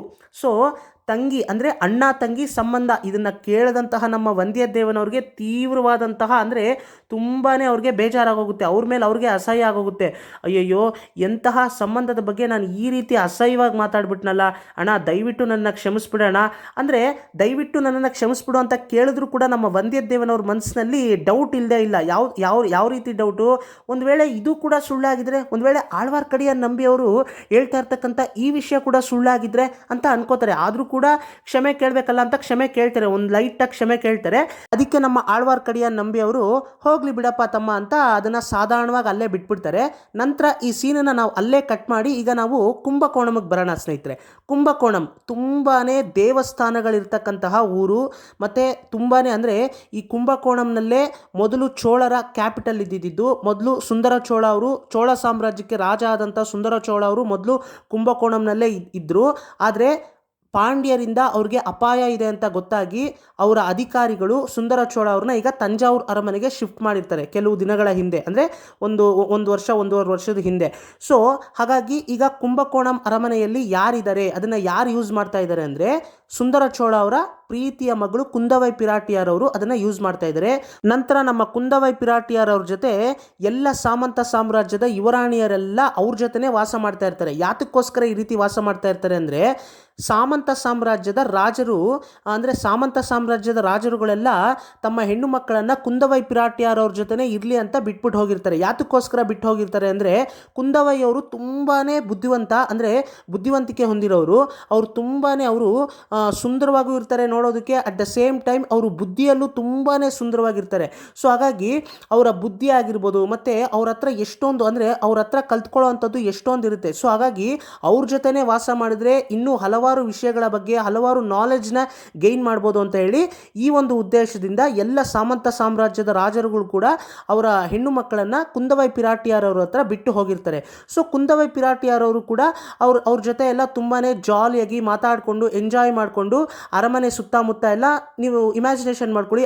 ಆಗಿನ ಕಾಲಘಟ್ಟದಲ್ಲಿ ರಾಜಮನೆತನದ ಹೆಣ್ಣು ಮಕ್ಕಳು ಯಾವ ರೀತಿ ಅವರು ಹಾಡು ಹೇಳ್ಕೊಂಡು ಆಟ ಆಡಿಕೊಂಡು ಮತ್ತು ಒಂದು ರೀತಿ ಜಾಲಿಯಾಗಿ ಎಂಜಾಯ್ ಮಾಡ್ಕೊಂಡಿರ್ತಾರೆ. ಆದರೆ ನಮ್ಮ ಕುಂದವೈ ಪಿರಾಟಿಯರವರು ಬರೀ ಎಂಜಾಯ್ ಮಾಡಿಕೊಂಡು ಜಾಲಿಯಾಗಿ ಮಾತ್ರ ಇರೋದಿಲ್ಲ. ಚೋಳ ಸಾಮ್ರಾಜ್ಯಕ್ಕೆ ಸಂಬಂಧಪಟ್ಟಂತಹ ಪೊಲಿಟಿಕಲ್ ಇಶ್ಯೂಸ್ ಆಗಿರ್ಬೋದು, ರಾಜಕೀಯಕ್ಕೆ ಸಂಬಂಧಪಟ್ಟಂಥ ವಿಷಯಗಳ ಬಗ್ಗೆ ಎಲ್ಲ ಆಗಾಗ ಇವರು ಆ ವಿಷಯಗಳನ್ನೆಲ್ಲ ಸಂಗ್ರಹಿಸಿ ಅದ್ರ ಬಗ್ಗೆ ಡಿಸಿಷನ್ನ ತಗೊಂಡು ಪ್ರೈಮ್ ಮಿನಿಸ್ಟರ್ ಆದಂತಹ ಅನಿರುದ್ಧ ಬ್ರಹ್ಮರಾಯರವ್ರಿಗೂ ಕೂಡ ಅದ್ರ ಬಗ್ಗೆ ಚರ್ಚೆ ಮಾಡಿ ಆ ಡಿಸಿಷನ್ ಏನಾದರೂ ರಾಂಗ್ ಆಗಿದ್ರೆ, ಅಂದರೆ ಅನಿರುದ್ಧ ಬ್ರಹ್ಮರಾಯರು ತಗೊಳ್ಳೋವಂಥ ಡಿಸಿಷನಲ್ಲಿ ಏನಾದರೂ ರಾಂಗ್ ಇದ್ದರೆ ಅದರಲ್ಲೂ ಕೂಡ ಸಜೆಷನ್ಸ್ ಕೊಡೋದಾಗಿರ್ಬೋದು, ಇದ್ರ ಬಗ್ಗೆ ಎಲ್ಲ ಅವರು ಕೂಡ ಕಾನ್ಸಂಟ್ರೇಟ್ ಮಾಡ್ತಾ ಇರ್ತಾರೆ. ಇದರಲ್ಲೂ ಕೂಡ ಅವರು ಭಾಗಿ ಆಗ್ತಾ ಇರ್ತಾರೆ. ಸೊ ಹಾಗಾಗಿ ನಮ್ಮ ಕುಂದವೈ ಪಿರಾಟಿಯರವರು ಬರೀ ಎಂಜಾಯ್ ಮಾಡ್ತಾ ಇರ್ತಾರೆ, ಸುಮ್ಮನೆ ಇರ್ತಾರೆ ಅಂತ ಅಲ್ಲ. ನಮ್ಮ ಕುಂದವೈ ಪಿರಾಟಿಯರವರು ತುಂಬಾ ಒಂದು ಚೋಳ ಸಾಮ್ರಾಜ್ಯಕ್ಕೆ ಒಂದು ರೀತಿ ಹುಲಿ ಅಂತ ಹೇಳ್ಬೋದು. ಅಂದರೆ ಚೋಳ ಸಾಮ್ರಾಜ್ಯದಲ್ಲಿ ಯಾರನ್ನ ಬೇಕಾದರೂ ಯಾಮಾರಿಸ್ಬೋದು, ಆದರೆ ನಮ್ಮ ಕುಂದವೈ ಪಿರಾಟಿಯರವರು ಒಬ್ಬರಿದ್ದರೆ ಚೋಳ ಸಾಮ್ರಾಜ್ಯವನ್ನೇ ಅವರು ಕಂಟ್ರೋಲ್ ಮಾಡೋ ರೇಂಜ್ಗೆ ಅವರ ಒಂದು ಬುದ್ಧಿವಂತಿಕೆಯನ್ನು ಅವರು ಯೂಸ್ ಮಾಡ್ತಾರೆ ಅಂತ ಹೇಳ್ಬೋದು. ಸೊ ಕುಂದವೈ ಪಿರಾಟಿಯರವರು ತುಂಬಾ ಅಂದರೆ ಯುವರಾಣಿಯರಲ್ಲಿ, ಅಂದರೆ ಕುಂದವೈ ಪಿರಾಟಿಯರವ್ರ ಜೊತೆ ಇರ್ತಕ್ಕಂತಹ ಯುವರಾಣಿಯರಲ್ಲೇ ಒಬ್ಬ ಯುವರಾಣಿ ಮಾತ್ರ ಕುಂದವೈ ಪಿರಾಟಿಯರವ್ರ ಜೊತೆ ತುಂಬಾ ಕ್ಲೋಸ್ ಆಗಿರ್ತಾರೆ. ಯಾರು ಆ ಯುವರಾಣಿ ಅಂತ ನೀವು ಕೇಳೋದೇ ಆದರೆ ಆ ಯುವರಾಣಿಯ ಹೆಸರೇ ವಾನತಿ ಅಂತ. ವಾನತಿ ತುಂಬಾ ಮುಖ್ಯವಾದಂಥ ಕ್ಯಾರೆಕ್ಟರು, ತುಂಬಾ ಜ್ಞಾಪಕ ಇಟ್ಕೊಳ್ಳಿ, ದಯವಿಟ್ಟು ಇದನ್ನು ಮರೆಯೋದಕ್ಕೆ ಹೋಗಬೇಡಿ. ವಾನತಿ ಅಂತ. ಈ ವಾನತಿ ಅನ್ನೋರು ಕೊಡುಂಬಾಳೂರ್ ಸಿರಿಯವೇಳಾರವರ ಮಗಳು. ಅಂದರೆ ಈ ಕೊಡುಂಬಾಳೂರ್ ಅನ್ನೋದು ಕೂಡ ಒಂದು ಸಾಮಂತ ಸಾಮ್ರಾಜ್ಯದವರು. ಈ ಕೊಡುಂಬಾಳೂರ್ ಸಿರಿಯವೇಳಾರ್ ಅನ್ನೋದು ನಮ್ಮ ವಾನತಿಯವರ ತಂದೆಯ ಹೆಸರು. ಅವರು ಯಾವುದೋ ಒಂದು ಯುದ್ಧದಲ್ಲಿ ಅವರು ತೀರೋಗಿರ್ತಾರೆ. ನಂತರ ಈಗ ಕೊಡುಂಬಾಳೂರ್ ಪೆರಿಯವೇಳಾರ್ ಅವರು ಇರ್ತಾರೆ. ಕೊಡುಂಬಾಳೂರ್ ಪೆರಿಯವೇಳಾರ್ ಯಾರಪ್ಪ ಅಂತಂದರೆ ನಮ್ಮ ವಾನತಿಯವರ ತಂದೆ ಇದಾರಲ್ಲ ಕೊಡುಂಬಾಳೂರ್ ಸಿರಿಯವೇಳಾರ್ ಅವರು, ಕೊಡುಂಬಾಳೂರ್ ಸಿರಿಯವೇಳಾರ್ ಅವರ ಅಣ್ಣನೇ ಕೊಡುಂಬಾಳೂರ್ ಪೆರಿಯವೇಳಾರವರು. ಸೊ ಸಿರಿಯವೇಳಾರ್ ಅಂದರೆ ಚಿಕ್ಕವರು ಅಂತ, ಪೆರಿಯವೇಳಾರವರು ಅಂದರೆ ದೊಡ್ಡವರು ಅಂತ. ಸೊ ಹಾಗಾಗಿ ಇವರ ದೊಡ್ಡಪ್ಪ ವಾನತಿಯವ್ರನ್ನ ಕುಂದವೈ ಪಿರಾಟಿಯರವ್ರ ಜೊತೆ ಬಿಟ್ಟು ಹೋಗಿರ್ತಾರೆ. ಈಗ ಇವರ ದೊಡ್ಡಪ್ಪ ಎಲ್ಲಿದ್ದಾರೆ ಅಂತ ನೀವು ಕೇಳಿದ್ರೆ ಅವರು ಕೂಡ ಶ್ರೀಲಂಕಾದಲ್ಲಿ ನಮ್ಮ ಪೊನ್ನಿಯಿನ್ ಸೆಲ್ವನ್ ಅವ್ರ ಜೊತೆ, ಅರುಳ್ಮೊಳಿವರ್ಮನ್ ಅವ್ರ ಜೊತೆ ಅವರು ಕೂಡ ಸೇನಾಧಿಪತಿಯಾಗಿ ಕೆಲಸ ಮಾಡ್ತಾ ಇದ್ದಾರೆ.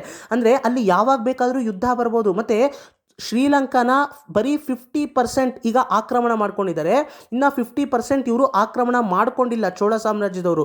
ಸೊ ಹಾಗಾಗಿ ಆ 50% ಏನು ಆಕ್ರಮಿಸ್ಕೊಂಡಿದ್ದಾರೆ, ಆ 50% ಆಕ್ರಮಿಸ್ಕೊಂಡಿದ್ದಾರೆ ನಿಜ. ಆದರೆ ಆ 50% ಆಕ್ರಮಿಸ್ಕೊಂಡಿದ್ರೂ ಸಹ ಅಲ್ಲಿರ್ತಕ್ಕಂತಹ ಆ ರಾಜ ಮಹಿಂದನ್ ಅನ್ನೋ ಒಬ್ಬ ರಾಜ ಇರ್ತಾನೆ ಶ್ರೀಲಂಕಾಗೆ.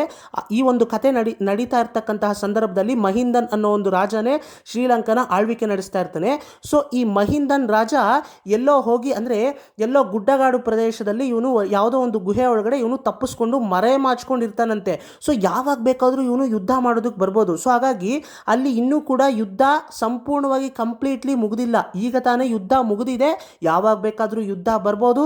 ಸೊ ಹಾಗಾಗಿ ರಾಜರಾಜ ಚೋಳ ಅಂತ ಹೇಳ್ಬಾರ್ದು, ಪೊನ್ನಿಯಿನ್ ಸೆಲ್ವನ್ ಅವರು ಅಥವಾ ಅರುಳ್ಮೊಳಿವರ್ಮನ್ ಅವರು ಈಗ ಅಲ್ಲೇ ಇದ್ದಾರೆ. ಅವರು ಕೂಡ ಕಮಾಂಡರ್ ಕೆಲಸ ಮಾಡ್ತಾ ಇದ್ದಾರೆ. ಸೇನಾಧಿಪತಿ ಆದಂತಹ ನಮ್ಮ ಪೆರಿಯವೇಳಾರ್ ಅವರು, ಅಂದರೆ ಕೊಡುಂಬಾಳೂರ್ ಪೆರಿಯವೇಳಾರ್ ಅವರು ಕೂಡ ವಾನತಿಯವರ ದೊಡ್ಡಪ್ಪ ಆದಂತಹ ಕೊಡುಂಬಾಳೂರ್ ಪೆರಿಯವೇಳಾರ್ ಅವರು ಕೂಡ ಅಲ್ಲಿ ಅವರು ಸೇನಾಧಿಪತಿಯಾಗಿ ಜವಾಬ್ದಾರಿಯನ್ನು ವಹಿಸ್ಕೊಂಡು ಕೆಲಸ ಮಾಡ್ತಾ ಇರ್ತಾರೆ. ಸೊ ಹಾಗಾಗಿ ಅವರು ಇವ್ರನ್ನ ಅಂದರೆ ಅವ್ರಿಗೆ ಇವರು ವಾನತಿಯವ್ರನ್ನ ನಮ್ಮ ಕುಂದವೈ ಪಿರಾಟಿಯರವ್ರ ಹತ್ರ ಬಿಟ್ಟು ಹೋಗಿರ್ತಾರೆ. ಅಂದರೆ ಯಾತಕ್ಕೋಸ್ಕರ ಬಿಟ್ಟು ಹೋಗಿರ್ತಾರೆ ಕುಂದವೈ ಪಿರಾಟಿಯರವ್ರ ಹತ್ರ ಅಂದರೆ, ಕುಂದವೈ ಪಿರಾಟಿಯರವ್ರ ಹತ್ರ ಬಿಟ್ಟು ಹೋಗೋದಕ್ಕೆ ಒಂದು ಮುಖ್ಯವಾದಂಥ ಉದ್ದೇಶ ಇರುತ್ತೆ ಸ್ನೇಹಿತರೆ. ಅದನ್ನು ನಿಮಗೆ ಕತೆ ಹೇಳಬೇಕಾದ್ರೆ ಮುಂದೆ ನಿಮಗೆ ಅರ್ಥ ಆಗ್ತಾ ಹೋಗುತ್ತೆ. ಸೊ ಈಗ ನಮ್ಮ ವಾನತಿಯವರು ಕುಂದವೈ ಪಿರಾಟಿಯರವ್ರ ಜೊತೆ ತುಂಬಾ ಕ್ಲೋಸ್ ಆಗಿರ್ತಾರೆ. ನಮ್ಮ ಕುಂದವೈ ಪಿರಾಟಿಯರವರು ಎಲ್ಲಿ ಹೋದ್ರೂ ವಾನತಿನ ಕರ್ಕೊಂಡು ಹೋಗ್ತಾ ಇರ್ತಾರೆ. ಮತ್ತು ವಾನತಿ ಅಂದರೆ ನಮ್ಮ ವಾನತಿಯವರ ಗುಣ ಎಂಥದ್ದು ಅಂದರೆ ತುಂಬಾ ಭಯದ ಸ್ವಭಾವದವರು. ಅಂದರೆ ಚಿಕ್ಕ ಚಿಕ್ಕ ವಿಷಯಕ್ಕೆಲ್ಲ ಭಯ ಪಡ್ತಾರೆ. ಅಂದರೆ ತುಂಬಾ ಭಯದ ಸ್ವಭಾವದವರು. ಅಂದರೆ ಚಿಕ್ಕ ವಿಷಯಕ್ಕೆಲ್ಲ ಇವರು ಮೂರ್ಛೆ ಹೋಗಿ ಬಿದೋಗುವಂಥ ಒಂದು ವೀಕ್ನೆಸ್ ಇರುತ್ತೆ. ಅಂದರೆ ಯಾವುದಾದ್ರೂ ಒಂದು ಆಶ್ಚರ್ಯವಾದಂಥ ವಿಷಯ ಕೇಳಿದ್ರೆ ಸಾಕು, ಅದು ನೆಗೆಟಿವ್ ಆಗಿರ್ಬೋದು ಪಾಸಿಟಿವ್ ಆಗಿರ್ಬೋದು, ಸುಮ್ಮನೆ ಮೂರ್ಛೆ ಹೋಗಿ ಬಿದೋಗ್ಬಿಡ್ತಾರೆ. ಅಂದರೆ ಇದು ಯಾತಕ್ಕೋಸ್ಕರ ಇವರು ಈ ರೀತಿ ಮೂರ್ಛೆ ಹೋಗೋದನ್ನು, ಅಂದರೆ ಈ ಮೂರ್ಛೆ ಹೋಗಿ ಬಿದೋಗೋ ಅಂಥದ್ದು ಯಾವಾಗಿಂದ ಶುರು ಆಯಿತು ಅಂತ ನೀವು ನನ್ನ ಹತ್ರ ಕೇಳೋದೇ ಆದರೆ ಅದಕ್ಕೂ ಕೂಡ ಒಂದು ಫ್ಲ್ಯಾಶ್ ಬ್ಯಾಕ್ ಇದೆ ಸ್ನೇಹಿತರೆ. ಅದನ್ನು ನಾವು ಕತೆ ಹೇಳಬೇಕಾದ್ರೆ ನಿಮಗೆ ಹೇಳ್ತೀನಿ. ಸೊ ಈಗ ನಮ್ಮ ಕುಂದವೈ ಅವರು ಮತ್ತು ವಾನತಿಯವರು ಮತ್ತು ಎಲ್ಲ ಸಾಮಂತ ಸಾಮ್ರಾಜ್ಯದ ಯುವರಾಣಿಯರು ಕೂಡ ಸೇರಿಕೊಂಡು ಈಗ ಬೋಟ್ ಅಂತ ಹೇಳೋದಕ್ಕಾಗಲ್ಲ, ಒಂದು ಸಣ್ಣ ಹಡಗಲ್ಲಿ ಕೊಲ್ಲಿಡಮ್ ಅಂದರೆ ಕೊಲ್ಲಿಡಮ್ ನದಿಯಲ್ಲಿ ಬರ್ತಾ ಇದ್ದಾರೆ. ಅಂದರೆ ಕೊಲ್ಲಿಡಮ್ ನದಿಯಲ್ಲಿ ಸಣ್ಣ ಹಡಗನ್ನು ಅವರು ಚಲಾಯಿಸ್ಕೊಂಡು, ಅಂದರೆ ಆ ಒಂದು ಹಡಗನ್ನು ಚಲಾಯಿಸ್ಕೊಂಡು ಒಂದು ರೀತಿ ಆಟ ಆಡಿಕೊಂಡು, ಈಗ ಬಾಹುಬಲಿ ಚಿತ್ರದಲ್ಲಿ ನೀವು ನೋಡಿರ್ಬೋದು, ಒಂದು ಸಣ್ಣ ಹಡಗು ಬರುತ್ತೆ, ಒಂದು ಸಾಂಗಲ್ಲಿ ಕೂಡ ಒಂದು ಹಡಗು ಬರೋದನ್ನು ನೀವು ನೋಡಿರ್ಬೋದು. ಆ ರೀತಿ ಒಂದು ನೀವು ಇಮ್ಯಾಜಿನೇಷನ್ ಮಾಡ್ಕೊಂಡು ಕೇಳಿಸ್ಕೊಳ್ಳಿ, ತುಂಬಾ ಸ್ವಾರಸ್ಯವಾಗಿರುತ್ತೆ. ಸೊ ಹೀಗೆ ನಮ್ಮ ಕುಂದವಯ್ಯವರು ಮತ್ತು ಎಲ್ಲ ಸಾಮಂತ ಸಾಮ್ರಾಜ್ಯದ ಯುವರಾಣಿಯರು ಕೂಡ ಈ ರೀತಿ ಒಂದು ಸಣ್ಣ ಹಡಗಿನಲ್ಲಿ ಒಂದು ರೀತಿ ಆಟ ಆಡೋ ರೀತಿ, ಒಂದು ರೀತಿ ಎಂಜಾಯ್ ಮಾಡೋ ರೀತಿಯಲ್ಲಿ ಕುಂಭಕೋಣಂನಲ್ಲಿರ್ತಕ್ಕಂತಹ, ಅಂದರೆ ಕುಂಭಕೋಣಂನ ಸಮೀಪದಲ್ಲಿರ್ತಕ್ಕಂತಹ ಈ ಕೊಲ್ಲಿಡಮ್ ನದಿಯಲ್ಲಿ ಬರ್ತಾ ಇರ್ತಾರೆ. ಕೊಲ್ಲಿಡಮ್ ನದಿಯಲ್ಲಿ ಇವರು ಅವರ ಹಡಗನ್ನು ಚಲಾಯಿಸ್ಕೊಂಡು ಬರ್ತಾ ಇರ್ತಾರೆ. ಹೀಗೆ ಬರಬೇಕಾದ್ರೆ ಯಾತಕ್ಕೋಸ್ಕರ ಈ ರೀತಿ ಬರ್ತಾ ಇರ್ತಾರೆ, ಎಲ್ಲಿಗೆ ಹೋಗಬೇಕು ಅಂತ ಬರ್ತಾ ಇರ್ತಾರೆ ಅಂದರೆ, ನಮ್ಮ ವಾನತಿಯವರು ಕೇಳ್ತಾರೆ ನಮ್ಮ ಕುಂದವಯ್ಯವ್ರನ್ನ ಉದ್ದೇಶಿಸಿ, ಅಕ್ಕ ನಾವಿವಾಗ ಎಲ್ಲಿಗೆ ಹೋಗ್ತಾ ಇದ್ದೀವಿ ಅಂತ ಕೇಳ್ತಾರೆ. ಅದಕ್ಕೆ ನಮ್ಮ ಕುಂದವಯ್ಯವರು, ನೋಡು ವಾನತಿ, ನೀನು ಈ ನಡುವೆ ಯಾಕೋ ಮೂರ್ಛೆ ಹೋಗಿ ಬೀಳ್ತಾ ಇರ್ತೀಯ, ಮತ್ತು ಸುಮ್ಮನೆ ಭಯ ಪಡ್ತಾ ಇರ್ತೀಯ, ಮತ್ತು ಯಾವಾಗಲೂ ನೀನು ಯಾಕೋ ಒಂಥರ ಡಲ್ಲಾಗಿರ್ತೀಯ, ಮತ್ತು ನಿನ್ನ ಬಗ್ಗೆ ಸ್ವಲ್ಪ ಜೋಯಿಸ್ರ ಹತ್ರ ಕೇಳೋದಕ್ಕೆ ಹೋಗ್ತಾ ಇದ್ದೀನಿ, ಮತ್ತು ನಿನ್ನ ಮದುವೆ ಬಗ್ಗೆನೂ ಕೇಳೋದಕ್ಕೆ ಹೋಗ್ತಾ ಇರೋದು ಅಂತ ಹೇಳಿದ ತಕ್ಷಣ ನಮ್ಮ ವಾನತಿಯವರು, ಇಲ್ಲ ಅಕ್ಕ, ನಾನು ನನ್ನ ಬಗ್ಗೆ ಕೇಳೋ ಆಗಿದ್ರೆ ದಯವಿಟ್ಟು ನನ್ನನ್ನು ಕರ್ಕೊಂಡು ಹೋಗಬೇಡಿ, ನಾನು ನಿಮ್ಮ ಜೊತೆ ಬರೋದಕ್ಕೆ ತಯಾರಿಲ್ಲ ಅಂತ ಹೇಳ್ತಾರೆ. ಅದಕ್ಕೆ ನಮ್ಮ ಕುಂದವಯ್ಯವರು, ಸರಿ ನಿನ್ನ ಬಗ್ಗೆ ಎಲ್ಲ ಕೇಳೋದಕ್ಕೆ ಹೋಗ್ತಾ ಇರೋದು, ನನ್ನ ಮದುವೆ ಬಗ್ಗೆ ಮತ್ತು ಈ ಒಂದು ಚೋಳ ಸಾಮ್ರಾಜ್ಯಕ್ಕೆ ಸಂಬಂಧಪಟ್ಟಂಥ ಕೆಲವು ವಿಷಯಗಳ ಬಗ್ಗೆ ಕೇಳೋದಕ್ಕೆ ಹೋಗ್ತಾ ಇದ್ದೀನಿ, ಓಕೆನಾ, ಸಮಾಧಾನನಾ ಅಂತ ಹೇಳ್ತಾರೆ. ಅದಕ್ಕೆ ನಮ್ಮ ವಾನತಿಯವರು, ಏನಕ್ಕ ನೀವು ನಿಮ್ಮ ಮದುವೆ ಬಗ್ಗೆ ಜೋಯಿಸ್ರ ಹತ್ರ ಕೇಳಿ ತಿಳ್ಕೊಬೇಕಾ? ನೀವು ಮದುವೆ ಆಗ್ತೀನಿ ಅಂದರೆ ಬೇರೆ ದೇಶಗಳಿಂದ ಎಷ್ಟೋ ಜನ ರಾಜರುಗಳು ಕ್ಯೂ ಅಲ್ಲಿ ನಿಂತ್ಕೋತಾರೆ, ಹಾಗಿರಬೇಕಾದ್ರೆ ಅಂತ ಕೇಳ್ತಾರೆ. ಅದಕ್ಕೆ ನಮ್ಮ ಕುಂದವಯ್ಯವರು, ಸರಿ ನೀನು ಇಷ್ಟೊಂದೆಲ್ಲ ನನ್ನನ್ನು ಹೊಗಳಿಕೆ ಮಾತುಗಳನ್ನು ಆಡೋದು ಬೇಡ, ನನ್ನ ಬಗ್ಗೆ ಹೊಗಳಿಕೆಯ ಮಾತುಗಳನ್ನು ಆಡೋದು ಬೇಡ, ಸರಿ ನಡಿ, ಈಗ ತೀರ ಬಂತು, ಅಂದರೆ ನದಿಯ ತೀರ ಬಂದಿದೆ, ಸರಿ ನಾವಿಬ್ಬರು ಇಳ್ಕೊಂಡು ಹೋಗೋಣ ನಡಿ ಅಂತ ಹೇಳಿ ಇವರು ನಮ್ಮ ಕುಂದವಯ್ಯವರು ಮತ್ತು ವಾನತಿಯವರು ಹಡಗು, ಅಂದರೆ ಆ ಸಣ್ಣ ಹಡಗಿನಿಂದ ಇಳ್ಕೊಂಡು ಹೋಗ್ತಾರೆ ಸ್ನೇಹಿತರೆ ನದಿಯ ತೀರದ ಹತ್ರ. ಅಂದರೆ ನದಿಯ ತೀರದ ಹತ್ರ ಬಂದಿರ್ತಾರೆ. ಸೊ ನದಿಯ ತೀರದ ಹತ್ರ ಬಂದಿದ ತಕ್ಷಣ ಇವರಿಬ್ಬರು ಇಳ್ಕೊಂಡು ಹೋಗ್ತಾರೆ. ಉಳಿದಂಥ ಯುವರಾಣಿಯರೆಲ್ಲ ಹಡಗಲ್ಲೇ ಇರ್ತಾರೆ ಸ್ನೇಹಿತರೆ. ಅಂದರೆ ನಮ್ಮ ವಾನತಿಯವ್ರನ್ನ ಮಾತ್ರ ಕರ್ಕೊಂಡು ಹೋಗಿದ್ದನ್ನು ನೋಡಿ ಬೇರೆ ಯುವರಾಣಿಯರೆಲ್ಲ ಅವರವರಲ್ಲೇ ಮಾತಾಡ್ಕೊಳ್ಳೋದಕ್ಕೆ ಶುರು ಮಾಡ್ತಾರೆ. ನೋಡೆ ವಾನತಿಗೆ ಬಂದಂತಹ ಲಕ್ಕು, ಅಂದರೆ ಅವಳನ್ನ ಮಾತ್ರ ನಮ್ಮ ಯುವರಾಣಿ ಕುಂದವೈ ಪಿರಾಟಿಯಾರವರು ಯಾತಕ್ಕೂ ಅವಳನ್ನ ಮಾತ್ರ ಕ್ಲೋಸಾಗಿ ಇಟ್ಕೊಂಡಿರ್ತಾರೆ, ಯಾವಾಗಲೂ ಜೊತೆಯಲ್ಲೇ ಕರ್ಕೊಂಡು ಹೋಗ್ತಾರೆ, ಜೊತೆಯಲ್ಲೇ ಇಟ್ಕೊಂಡಿರ್ತಾರೆ ಅವಳನ್ನ ಮಾತ್ರ. ಅವಳು ಅದೃಷ್ಟವಂತೆ ಕಣೆ, ನಾವೇ ಅದೃಷ್ಟವಂತರಲ್ಲ, ದುರಾದೃಷ್ಟವಂತರು, ಯಾವಾಗಲೂ ಕೂಡ ಜೊತೆಯಲ್ಲೇ ಇರ್ತಾರೆ ನೋಡು ಅಂತ ಹೇಳ್ತಾರೆ ಸ್ನೇಹಿತರೆ. ಅಂತ ಈ ರೀತಿ ಮಾತಾಡ್ಕೋತಾ ಇರ್ತಾರೆ ಅವರ ನಡುವೆ. ಸೊ ಇದನ್ನ ಕೇಳಿಸ್ಕೊಂಡಂತಹ ಮತ್ತೊಂದು ಯುವರಾಣಿ, ಅಂದರೆ ಅವರಲ್ಲೇ ಇನ್ನೊಬ್ರು ಯುವರಾಣಿ, ಲಕ್ಕೂ ಇಲ್ಲ ಅದೃಷ್ಟನೂ ಇಲ್ಲ, ಅವಳಿಗೆ ಯಾವಾಗಲೂ ಮೂರ್ಛೆ ಹೋಗುವಂಥ ಒಂದು ಇದಿದೆಯಲ್ಲ, ಅಂದರೆ ಅವಳಿಗೊಂದು ರೀತಿ ರೋಗ ಇದೆ ಕಣೆ, ಯಾವಾಗಲೂ ಮೂರ್ಛೆ ಹೋಗಿ ಬಿದೋಗ್ತಾಳೆ, ಮತ್ತು ಯಾವಾಗಲೂ ಕೂಡ ಅವಳು ಡಲ್ಲಾಗಿರ್ತಾಳೆ, ಮತ್ತು ಸಣ್ಣ ವಯಸ್ಸಿನಲ್ಲಿ ಅವಳು ತಂದೆ ತಾಯಿಯನ್ನೆಲ್ಲ ಕಳ್ಕೊಂಡಿದ್ದಾಳೆ. ಸೊ ಹಾಗಾಗಿ ಯಾವಾಗಲೂ ಕೂಡ ಅವಳು ಡಿಪ್ರೆಷನಲ್ಲಿ ಇರ್ತಾಳಲ್ಲ. ಸೊ ಹಾಗಾಗಿ ಅವಳ ಮೇಲೆ ನಮ್ಮ ಯುವರಾಣಿಗೆ ಸ್ವಲ್ಪ ಕನ್ಸರ್ನ್ ಜಾಸ್ತಿ ತೋರಿಸ್ತಾರೆ ಅಷ್ಟೇ, ಅಂದರೆ ಅವಳ ಮೇಲೆ ಸ್ವಲ್ಪ ಜಾಸ್ತಿ ಕನ್ಸರ್ನ್ ತೋರಿಸ್ತಾರೆ ಅಷ್ಟೇ, ಅದರಲ್ಲೇನಿದೆ ಆಶ್ಚರ್ಯ ಅಂತ ಹೇಳ್ತಾರೆ. ಅದಕ್ಕೆ ಇಲ್ಲ ಕಣೆ, ಇವಳೇ ಇದಕ್ಕೆಲ್ಲ ತಂತ್ರ ಮಾಡಿರೋದು, ಈ ವಾನತಿನೇ ತಂತ್ರ ಮಾಡಿರೋದು. 2 ವರ್ಷದ ಹಿಂದೆ ಪೊನ್ನಿಯಿನ್ ಸೆಲ್ವನ್ ಮುಂದೆ ಇವಳು ಆ ರೀತಿ ಮೂರ್ಛೆ ಹೋಗಿ ಬಿದ್ದಿರಲಿಲ್ಲ ಅಂದಿದ್ರೆ ಇವಳಿಗೆ ಈ ರೀತಿ ಸೌಕರ್ಯ, ಈ ರೀತಿ ಅದೃಷ್ಟ ಎಲ್ಲ ಹೊಡಿತಾನೆ ಇರಲಿಲ್ಲ.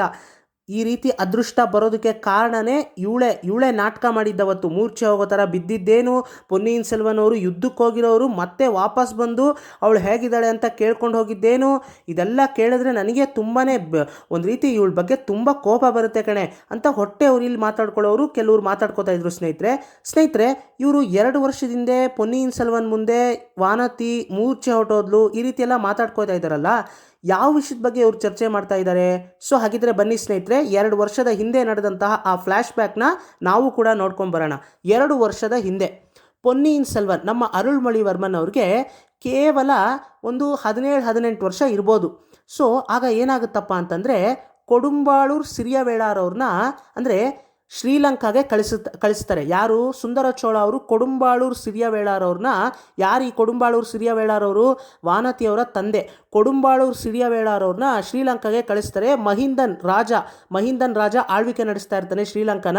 ಸೊ ಹಾಗಾಗಿ ಅವರ ವಿರುದ್ಧ ಯುದ್ಧ ಮಾಡೋದಕ್ಕಂತ ನಮ್ಮ ಕೊಡುಂಬಾಳೂರು ಸಿರಿಯವೇಳಾರವರು ಸೇನಾಧಿಪತಿಯಾಗಿ ಅವ್ರ ಜೊತೆಗೆ ಒಂದಷ್ಟು ಸೈನಿಕರನ್ನ ಕೊಟ್ಟು ನಮ್ಮ ಸುಂದರ ಚೋಳ ಅವರು ಕಳಿಸ್ತಾರೆ. ಹೀಗೆ ನಮ್ಮ ವಾನತಿಯವರ ತಂದೆ ಕೊಡುಂಬಾಳೂರು ಸಿರಿಯವೇಳಾರವರು ಶ್ರೀಲಂಕಾಗೆ ಹೋಗಿ ಅಲ್ಲಿ ಯುದ್ಧ ಮಾಡಬೇಕಾದ್ರೆ ವೀರ ಮರಣವನ್ನು ಹೊಂದುತ್ತಾರೆ ನಮ್ಮ ಕೊಡುಂಬಾಳೂರು ಸಿರಿಯವೇಳಾರವರು.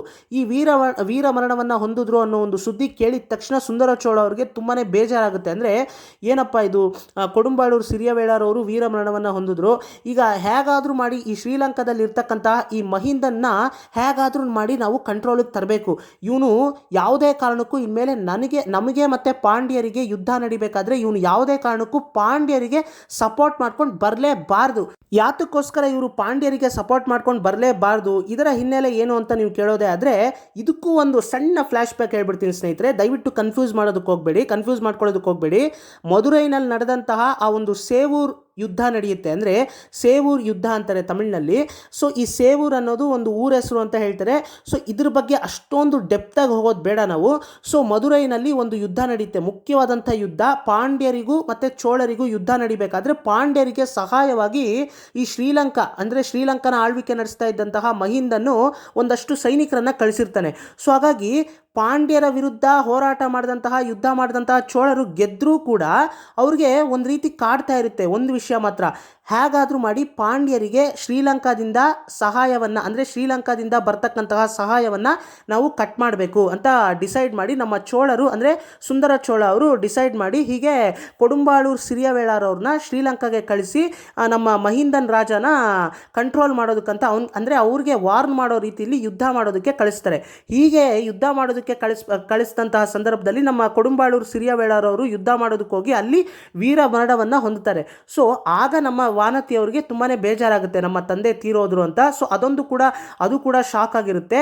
ನಂತರ ನಮ್ಮ ಸುಂದರ ಚೋಳ ಅವರು ಯೋಚನೆ ಮಾಡ್ತಾರೆ, ಕೊಡುಂಬಾಳೂರು ಸಿರಿಯವೇಳರು ಹೋದರು, ಈಗ ನೆಕ್ಸ್ಟು ಯಾರನ್ನ ನಾವು ಯುದ್ಧ ಮಾಡೋದು ಕಳಿಸೋದು ಶ್ರೀಲಂಕಾಗೆ, ಹೇಗಾದರೂ ಮಾಡಿ ಈ ಮಹಿಂದನ್ನ ಹೇಗಾದರೂ ಮಾಡಿ ಕಂಟ್ರೋಲಿಗೆ ತರಬೇಕಲ್ಲ, ಅವನ್ನ ಹೇಗಾದರೂ ಮಾಡಿ ನಾವು ನಮ್ಮ ಕಂಟ್ರೋಲಲ್ಲಿ ಇಟ್ಕೋಬೇಕು ಅಂತ ಹೇಳಿ ನಮ್ಮ ಸುಂದರ ಚೋಳ ಅವರು ಯೋಚನೆ ಮಾಡಬೇಕಾದ್ರೆ ಈಗ ಯಾರನ್ನ ಕಳಿಸೋದು ಯುದ್ಧಕ್ಕೆ, ಯಾರು ಇಲ್ವಲ್ಲ. ಅಂದರೆ ಶ್ರೀಲಂಕಾಗೆ ಹೋಗಿ ಕರೆಕ್ಟಾಗಿ ಜವಾಬ್ದಾರಿಯನ್ನು ವಹಿಸೋ ಅಂಥ ವ್ಯಕ್ತಿಗಳು ನನ್ನ ತಲೆಯಲ್ಲಿ ಯಾರೂ ಹೊಳಿತಾ ಇಲ್ವೇ, ಯಾರನ್ನ ಕಳಿಸೋದು ಅಂತ ಯೋಚನೆ ಮಾಡಬೇಕಾದ್ರೆ ಆಗ ನಮ್ಮ ಕುಂದವೈ ಪಿರಾಟಿಯಾರವರು, ಅಪ್ಪ ನೀನೇನು ಯೋಚನೆ ಮಾಡಬೇಡ, ನನ್ನ ಪ್ರೀತಿಯ ತಮ್ಮ ಅರುಳ್ಮೊಳಿವರ್ಮನ್ನೇ ಕಳಿಸೋಣ, ಅವನೇ ಕಮಾಂಡರ್ ಆಗಿ ಹೋಗಲಿ, ಅವನ ಜೊತೆಗೆ ಒಂದಷ್ಟು ಸೈನಿಕರನ್ನ ಕಳಿಸೋಣ, ಬೇಕಿದ್ದರೆ ಅವನ ಜೊತೆಗೆ ತುಂಬಾ ಎಕ್ಸ್ಪೀರಿಯನ್ಸ್ ಆಗಿರ್ತಕ್ಕಂತಹ ಯಾರನ್ನಾದರೂ, ಅಂದರೆ ಯುದ್ಧದಲ್ಲಿ ತುಂಬಾ ಎಕ್ಸ್ಪೀರಿಯನ್ಸ್ ಆಗಿರ್ತಕ್ಕಂತಹ ತುಂಬಾ ಅನುಭವ ಹೊಂದಿರತಕ್ಕಂತಹ ಯಾರಾದರೂ ಹಿರಿಯ ವ್ಯಕ್ತಿಗಳನ್ನು ಕೂಡ ಕಳಿಸೋಣ. ಆದರೆ ಅರುಳ್ಮೊಳಿವರ್ಮನ್ನ ಕಳಿಸೋದಕ್ಕೆ ಇದೇ ಸರಿಯಾದ ಚಾನ್ಸು ಅಂತ ನಮ್ಮ ಕುಂದವೈ ಪಿರಾಟಿಯಾರವರು ತುಂಬಾ ಯೋಚನೆ ಮಾಡಿ ಕರೆಕ್ಟಾಗಿ ಯೋಚನೆ ಮಾಡಿರ್ತಾರೆ. ಸೊ ಇದನ್ನು ಕೇಳಿಸ್ಕೊಂಡಂಥ ನಮ್ಮ ಸುಂದರ ಚೋಳ ಅವರು, ಏನಮ್ಮ ಈ ರೀತಿ ಹೇಳ್ತಾ ಇದೆಯಲ್ಲ, ಅವನಿಗೆ ಇನ್ನೂ 18 ವರ್ಷ, ಸೊ ಅವನು ಇನ್ನೂ ಯುವರಾಣಿಯರು, ಅಂದರೆ ಇಲ್ಲಿರ್ತಕ್ಕಂತಹ ಯುವರಾಣಿಯರು ಮತ್ತು ಇಲ್ಲಿ ಕೆಲಸ ಮಾಡ್ತಕ್ಕಂತಹ ಎಲ್ಲ ವ್ಯಕ್ತಿಗಳ ಜೊತೆ ಅವನು ಇನ್ನೂ ಪ್ರೀತಿಯ ಮಗ, ಅವನಿನ್ನೂ ಸಣ್ಣ ಹುಡುಗ, ಅಂದರೆ ಸಣ್ಣ ಮಗು ಥರ ಎಲ್ರಿಗೂ ಪ್ರೀತಿ ಪಾತ್ರನಾಗಿದ್ದಾನೆ. ಎಲ್ಲರೂ ಕೂಡ ಅವನನ್ನು ಎಷ್ಟು ಪ್ರೀತಿಯಿಂದ ನೋಡ್ಕೋತಾರೆ. ಅರಮನೆಯಲ್ಲಿ ಇರ್ತಕ್ಕಂತಹ ಕೆಲಸಗಾರರಿಂದ ಹಿಡಿದು ಎಲ್ಲರೂ ಕೂಡ ಅಷ್ಟು ಪ್ರೀತಿಯಿಂದ ಅವನ್ನ ನೋಡ್ಕೋತಾರೆ. ಅವನು ಕೂಡ ಜಾಲಿಯಾಗಿ ಎಂಜಾಯ್ ಮಾಡ್ಕೊಂಡು ಇರಬೇಕಾದಂಥ ಸಂದರ್ಭದಲ್ಲಿ ನೀನು ಅವನ ಹತ್ರ ಹೋಗಿ ಯುದ್ಧಕ್ಕೆ ಹೋಗ್ತೀಯ ಅಂತ ಕೇಳಿದ್ರೆ ಅವನು ಹೋಗ್ತಾನಾ ಅಂತ ಕೇಳ್ತಾರೆ. ಅದಕ್ಕೆ ನಮ್ಮ ಕುಂದವಯ್ಯವರು, ನೋಡಪ್ಪ ನನ್ನ ತಮ್ಮ ಬೇಕಾದರೆ ಅವರ ತಾಯಿಯ ಮಾತನ್ನು ಬೇಕಾದರೆ ತಿರಸ್ಕರಿಸ್ಬೋದು, ಆದರೆ ನನ್ನ ಮಾತನ್ನು ಯಾವತ್ತೂ ಕೂಡ ಅವನು ತಿರಸ್ಕರಿಸೋದಿಲ್ಲ. ನನ್ನನ್ನು ಅವನು ಅಷ್ಟರ ಮಟ್ಟಿಗೆ ಗೌರವಿಸ್ತಾನೆ, ನನಗೆ ನಂಬಿಕೆ ಇದೆ, ಅವನನ್ನು ನಾನು ಕಳಿಸ್ತೀನಿ, ದಯವಿಟ್ಟು ನೀನು ಇದಕ್ಕೆ ಒಪ್ಕೊ ಅಂತ ಹೇಳಿದ ತಕ್ಷಣ ಸರಿ ಆಯ್ತಮ್ಮ ಅವನನ್ನು ಒಪ್ಸು ಅಂತ ಹೇಳ್ತಾರೆ. ಅದಕ್ಕೆ ನಮ್ಮ ಅರುಳ್ಮೊಳಿವರ್ಮನವರು ಕೂಡ ಇದನ್ನು ಕೇಳಿಸ್ಕೊಂಡು, ನಾನು ಹೋಗೋದಕ್ಕೆ ಸಿದ್ಧನಾಗಿದ್ದೀನಿ, ನನಗೂ ಅರಮನೆಯಲ್ಲಿ ಈ ಸುಖ ಜೀವನ, ಈ ಕಂಫರ್ಟ್ ಝೋನು ಸಾಕಾಗಿದೆ, ಕಂಫರ್ಟ್ ಝೋನಿಂದ ಹೊರಗಡೆ ಬಂದು ನಾನು ಕೂಡ ಜೀವನದಲ್ಲಿ ಏನಾದರೂ ಸಾಧಿಸಬೇಕು, ದೊಡ್ಡದಾಗಿ ಸಾಧಿಸಬೇಕು, ನಾನು ಕೂಡ ವೀರತ್ವವನ್ನು ಹೊಂದಬೇಕು, ಅಂದರೆ ವೀರ ಪರಾಕ್ರಮಗಳಲ್ಲಿ ನಾನು ಕೂಡ ಸಾಧನೆಯಿಂದ ಸಾಧಿಸಬೇಕು ಅಂತ ಹೇಳಿ ತುಂಬಾ ಒಂದು ರೀತಿ ಎಕ್ಸೈಟ್ಮೆಂಟ್ ಆಗಿ ತುಂಬಾ ಜೋಶಲ್ಲಿ ಅವರು ಕೂಡ ಒಂದು ರೀತಿ ಶಪಥ ಮಾಡೋ ರೀತಿಯಲ್ಲಿ, ಒಂದು ರೀತಿ ಚಾಲೆಂಜ್ ಮಾಡೋ ರೀತಿಯಲ್ಲಿ ಬಂದು ಹೇಳ್ತಾರೆ. ಸೊ ಇದನ್ನು ಕೇಳಿದಂತಹ ನಮ್ಮ ಕುಂದವೈ ಪಿರಾಟಿಯಾರವರು ಕೂಡ ತುಂಬಾ ಖುಷಿಯಾಗಿ, ತುಂಬಾ ಸಂತೋಷ ಕಣೋ, ತುಂಬಾ ಸಂತೋಷ, ನನ್ನ ಮಾತಿಗೆ ನೀನು ಗೌರವ ಕೊಟ್ಟಿದ್ಯಾ, ಖಂಡಿತ ನಿನಗೆ ಒಳ್ಳೆಯದಾಗುತ್ತೆ ಅಂತ ಹೇಳಿ ಅವನನ್ನು ಕಳಿಸ್ಕೊಡೋದಕ್ಕಂತ ಒಂದು ರೀತಿ ಅರೇಂಜ್ಮೆಂಟ್ ಮಾಡ್ಕೋತಾರೆ. ಒಂದು ರೀತಿ ಅಂದರೆ ಅವನನ್ನು ಯುದ್ಧಕ್ಕೆ ಕಳಿಸ್ಕೊಡ್ತಾ ಇದ್ದಾರಲ್ಲ ಮೊದಲು, ಸೊ ಹಾಗಾಗಿ ಅರುಳ್ಮೊಳಿವರ್ಮನ್ನ ಕಳಿಸ್ಕೊಡ್ತಾ ಇದ್ದೀವಿ ಅನ್ನೋ ಒಂದು ರೀತಿ ಫಂಕ್ಷನ್ ಅರೇಂಜ್ ಮಾಡಿಕೊಂಡು ಅವ್ರನ್ನ ಕಳಿಸ್ಕೊಡ್ಬೇಕು ಅಂತ ಕಳಿಸ್ಕೊಡ್ತಾರೆ. ಕಳಿಸ್ಕೊಡ್ಬೇಕಾದ್ರೆ ಅವ್ರಿಗೆ ಅಲ್ಲಿರ್ತಕ್ಕಂತಹ ಸ್ವಲ್ಪ ಯುವರಾಣಿಯರಲ್ಲಿ ಒಬ್ಬ ಯುವರಾಣಿ ಆರತಿ ಎತ್ತಬೇಕಾಗಿರುತ್ತೆ, ಆರತಿ ಎತ್ತಿ ಕಳಿಸ್ಬೇಕು. ಸೊ ಹಾಗಾಗಿ ಆ ಆರತಿಯನ್ನು ಯಾರು ಎತ್ತೋದು ಅಂತ ನೋಡ್ತಾ ಇರಬೇಕಾದ್ರೆ ವಾನತಿ ಅವ್ರಿಗೆ ಕೊಟ್ಟಿರ್ತಾರೆ ನಮ್ಮ ಕುಂದವಯ್ಯವರು. ಯಾಕಂತಂದರೆ ವಾನತಿಯವರ ತಂದೆ ತಾನೇ ಶ್ರೀಲಂಕಾಗೆ ಹೋಗಿ ತೀರೋಗಿದ್ದು. ಸೊ ಹಾಗಾಗಿ ಈಗ ವಾನತಿನೇ ಆರತಿ ಎತ್ತಲಿ ಅಂತ ಹೇಳಿ ವಾನತಿಗೆ ಆರತಿ ತಟ್ಟೆ ಕೊಟ್ಟಿರ್ತಾರೆ. ನಮ್ಮ ವಾನತಿಯವರು ಪೊನ್ನಿಯಿನ್ ಸೆಲ್ವನ್ ಮುಂದೆ ಬಂದು ಆರತಿಯನ್ನು ಎತ್ತಬೇಕಾದ್ರೇ ಅವ್ರಿಗೆ ಒಂದು ರೀತಿ ಮೂರ್ಛೆ ಹೋಗಿ ಸಡನ್ನಾಗಿ ಬಿದ್ದೋಗ್ತಾರೆ. ಸಡನ್ನಾಗಿ ಮೂರ್ಛೆ ಹೋಗಿ ಬಿದ್ದಿದ ತಕ್ಷಣ ನಮ್ಮ ಕುಂದವಯ್ಯವರು ಅರುಳ್ಮೊಳಿವರ್ಮನ್ ಅವ್ರನ್ನೂ ಕೇರ್ ಮಾಡದೆ ವಾನತಿಯವ್ರನ್ನ ಕೂಡಲೇ ಎತ್ಕೊಂಡೋಗಿ ಒಂದು ಕೋಣೆಯಲ್ಲಿ ಮಲಗಿಸಿ ಅವ್ರ ಬಗ್ಗೆ ಅವರು ಕೇರ್ ತೊಗೊಳೋದಕ್ಕೆ ಶುರು ಮಾಡಿಬಿಡ್ತಾರೆ. ಅದರಲ್ಲಿ ಬ್ಯುಸಿ ಆಗೋಗ್ತಾರೆ. ಇದನ್ನು ನಮ್ಮ ಅರುಳ್ಮೊಳಿವರ್ಮನ್ ಅವರು ಕೂಡ ಯೋಚನೆ ಮಾಡಿದೆ, ಸರಿ ನಾವು ಹೋಗೋಣ, ಇನ್ಯಾಕೆ, ನಮ್ಮ ಅಕ್ಕ ಕೂಡ ಭಯ ಆಗಿರುತ್ತಲ್ವಾ, ಸೊ ಹಾಗಾಗಿ ಅವ್ರ ಬಗ್ಗೆ ಅವ್ರು ಕೇರ್ ತೊಗೋತಾ ಇರಲಿ, ಸೊ ಈಗ ನಾವು ನಮ್ಮ ಕೆಲಸ ನೋಡೋಣ ಅಂತ ಅವರು ಹೊರಟೋಗ್ತಾರೆ. ಆದರೂ ಕೂಡ ಸ್ವಲ್ಪ ದೂರ ಹೋದ ನಂತರ ಯಾಕೋ ಅವ್ರಿಗೆ ಮನಸ್ಸಾಗಲ್ಲ.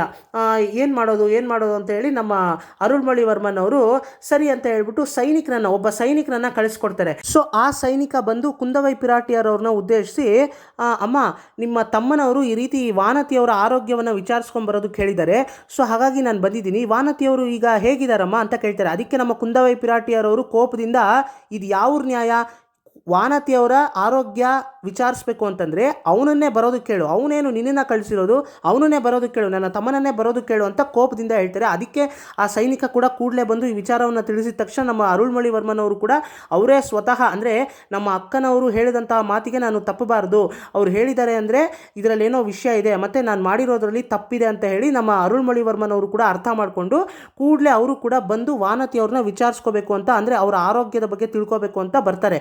ಸೊ ಮತ್ತೆ ಬರ್ತಾರಲ್ಲ ಅರುಳ್ಮೊಳಿವರ್ಮನ್ ಅವರು, ಮತ್ತೆ ಬಂದಾಗ ನಮ್ಮ ವಾನತಿಯವ್ರನ್ನ ನೋಡಿ ಈ ರೀತಿ ವಾನತಿಯವರು ಯಾತಕ್ಕೋಸ್ಕರ ಈ ರೀತಿ ಮೂರ್ಛೆ ಹೋಗಿ ಬಿದ್ರು, ಇದ್ರ ಬಗ್ಗೆ ಎಲ್ಲ ವಿಚಾರಿಸ್ತಾ ಇರಬೇಕಾದ್ರೆ ನಮ್ಮ ಕುಂದವೈ ಪಿರಾಟಿಯರವರು ಹೇಳ್ತಾರೆ, ಈ ರೀತಿ ಇವರ ತಂದೆ ಕೊಡುಂಬಾರೂರು ಸಿರಿಯವೇಳರವರೇ ಈ ರೀತಿ ಶ್ರೀಲಂಕಾಗೆ ಹೋಗಿ ಯುದ್ಧ ಮಾಡಿ ವೀರಮರಣವನ್ನು ಹೊಂದಿದ್ರು ಅಂತ ಹೇಳಿದ ತಕ್ಷಣ ಅದಕ್ಕೆ ನಮ್ಮ ಅರುಳ್ಮೊಳಿವರ್ಮನ್ ಅವರು, ಓಹೋ ಅದಕ್ಕೇನಾ, ಈಗ ಗೊತ್ತಾಯಿತು ಇವಳು ಯಾಕೆ ಮೂರ್ಛೆ ಹೋಗಿ ಬಿದ್ಲು ಅಂತ, ಇವಳಿಗೆ ಇವ್ರ ತಂದೆ ಜ್ಞಾಪಕಕ್ಕೆ ಬಂದಿರಬೇಕು, ನನಗೆ ಆರತಿ ಎತ್ತಬೇಕಾದ್ರೆ ಇವಳ ತಂದೆ ಜ್ಞಾಪಕಕ್ಕೆ ಬಂದಿರಬೇಕು, ಅಂದರೆ ಇವಳ ತಂದೆಗೂ ಇವಳೇ ತಾನೇ ಆರತಿ ಎತ್ತಿರೋದು, ಸೊ ಹಾಗಾಗಿ ಇವಳ ತಂದೆ ಜ್ಞಾಪಕಕ್ಕೆ ಬಂದು ಇವಳು ಮೂರ್ಛೆ ಹೋಗಿ ಬಿದ್ದೋದ್ಲು. ಓಹೋ ಈಗ ನನಗೆ ಅರ್ಥ ಆಯಿತು ಬಿಡು ಅಂತ ಹೇಳ್ತಾ ಇರಬೇಕಾದ್ರೆ ನಮ್ಮ ವಾನತಿಯವರು ಕೂಡ ಎಚ್ಚರಗೊಂಡು ನೋಡ್ತಾರೆ, ಓಹೋ ನನ್ನ ನೋಡೋದಕ್ಕೆ ಅರುಳ್ಮೊಳಿವರ್ಮನ್ ಅವರು ಬಂದಿದ್ದಾರಲ್ಲ ಅಂತ ತುಂಬಾ ಸಂತೋಷ ಪಡ್ತಾರೆ. ಮತ್ತು ಒಂದು ರೀತಿ ಅವರಿಗೆ ಅರುಳ್ಮೊಳಿವರ್ಮನ್ ಅವ್ರ ಮೇಲೆ ಒಂದು ರೀತಿ ಅಟ್ರಾಕ್ಟ್ ಇರುತ್ತೆ, ಒಂದು ರೀತಿ ಆಕರ್ಷಣೆ ಇರುತ್ತೆ.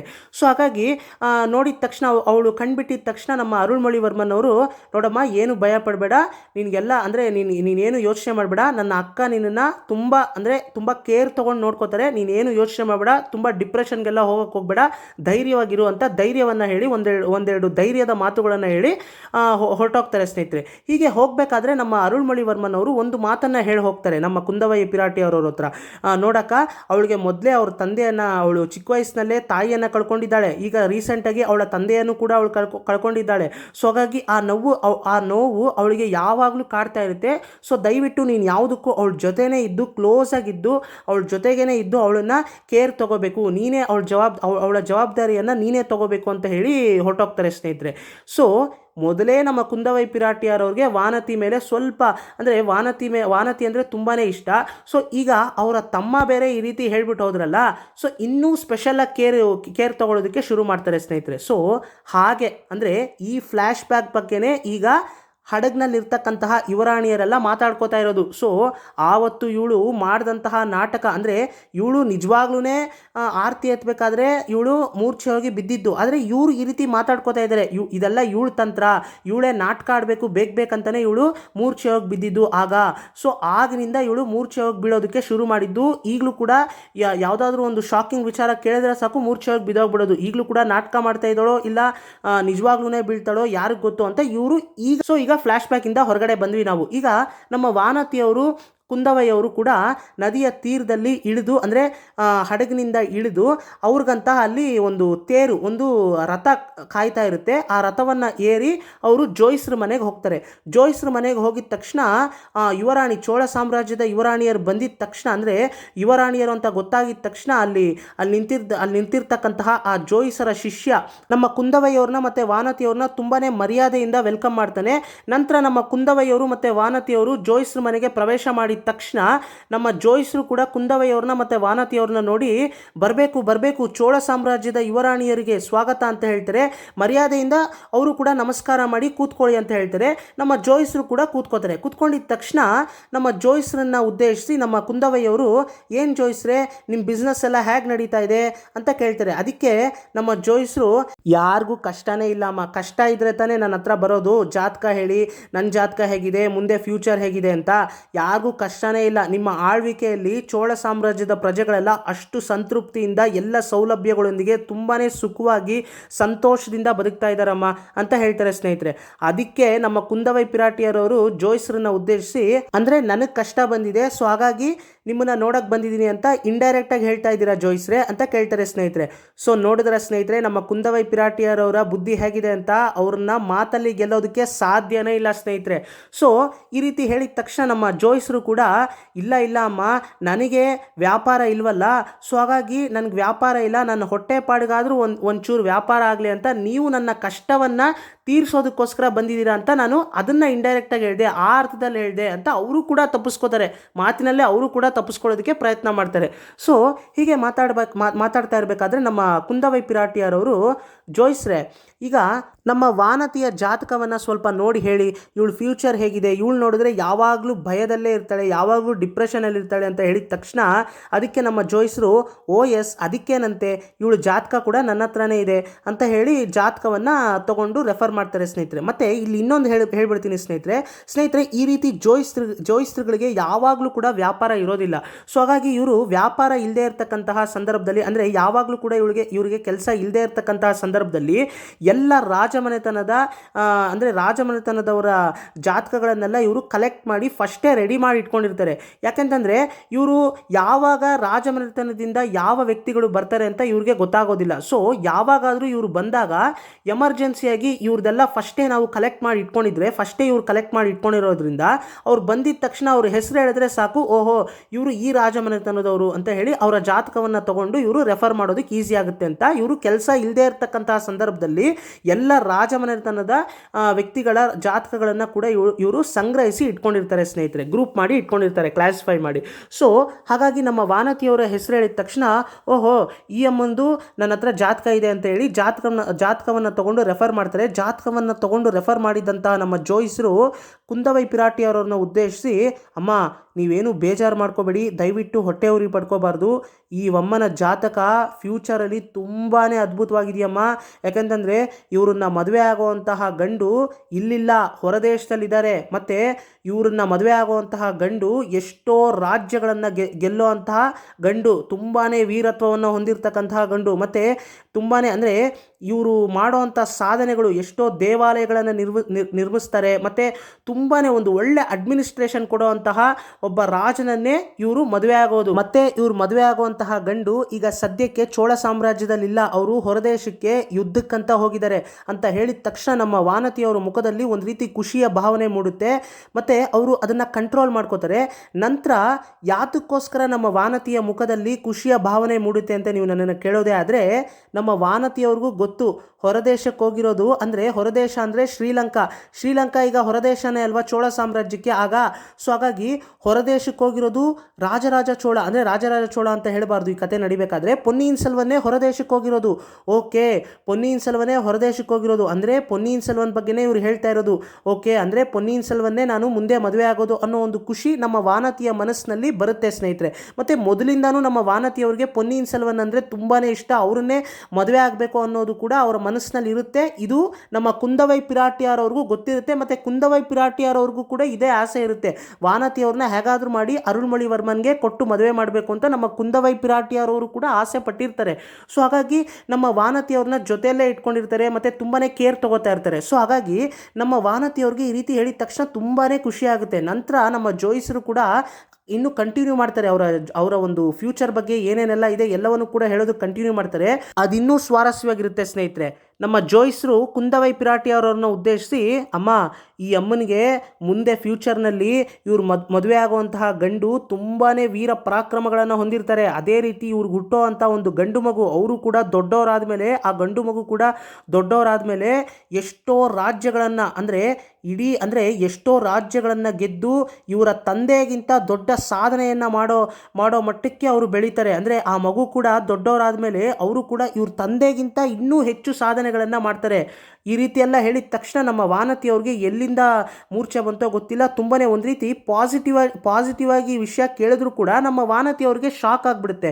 ಸೊ ಇದನ್ನೆಲ್ಲ ಶಾಕ್ ಆಗಿದ ತಕ್ಷಣ ನಮ್ಮ ವಾನತಿ ಅವರು ಮೂರ್ಛೆ ಹೋಗಿ ಬಿದ್ದೋಗ್ತಾರೆ. ಮೂರ್ಛೆ ಹೋಗಿ ಬಿದ್ದಿದ ತಕ್ಷಣ ನಮ್ಮ ಜೋಯಿಸರು ತುಂಬಾ ಗಾಬರಿಯಿಂದ, ಏನಾಯ್ತಮ್ಮ ಯಮ್ಮನಿಗೆ ಇದ್ದಕ್ಕಿದ್ದಂತೆ ಮೂರ್ಛೆ ಹೋಗಿ ಬಿದ್ದೋದ್ರು ಅಂತ ಕೇಳ್ತಾರೆ. ಅದಕ್ಕೆ ನಮ್ಮ ಕುಂದವೈ ಪಿರಾಟಿಯರವರು ಜೋಯಿಸರನ್ನ ಉದ್ದೇಶಿಸಿ, ಏನಿಲ್ಲ ಜೋಯಿಸ್ರೆ, ಇದು ಇವಳಿಗೆ ಯಾವಾಗಲೂ ಕಾಮನ್ನು, ಯಾವಾಗಲೂ ಮಾಮೂಲಿನೇ ಆಗುವಂಥದ್ದೇ.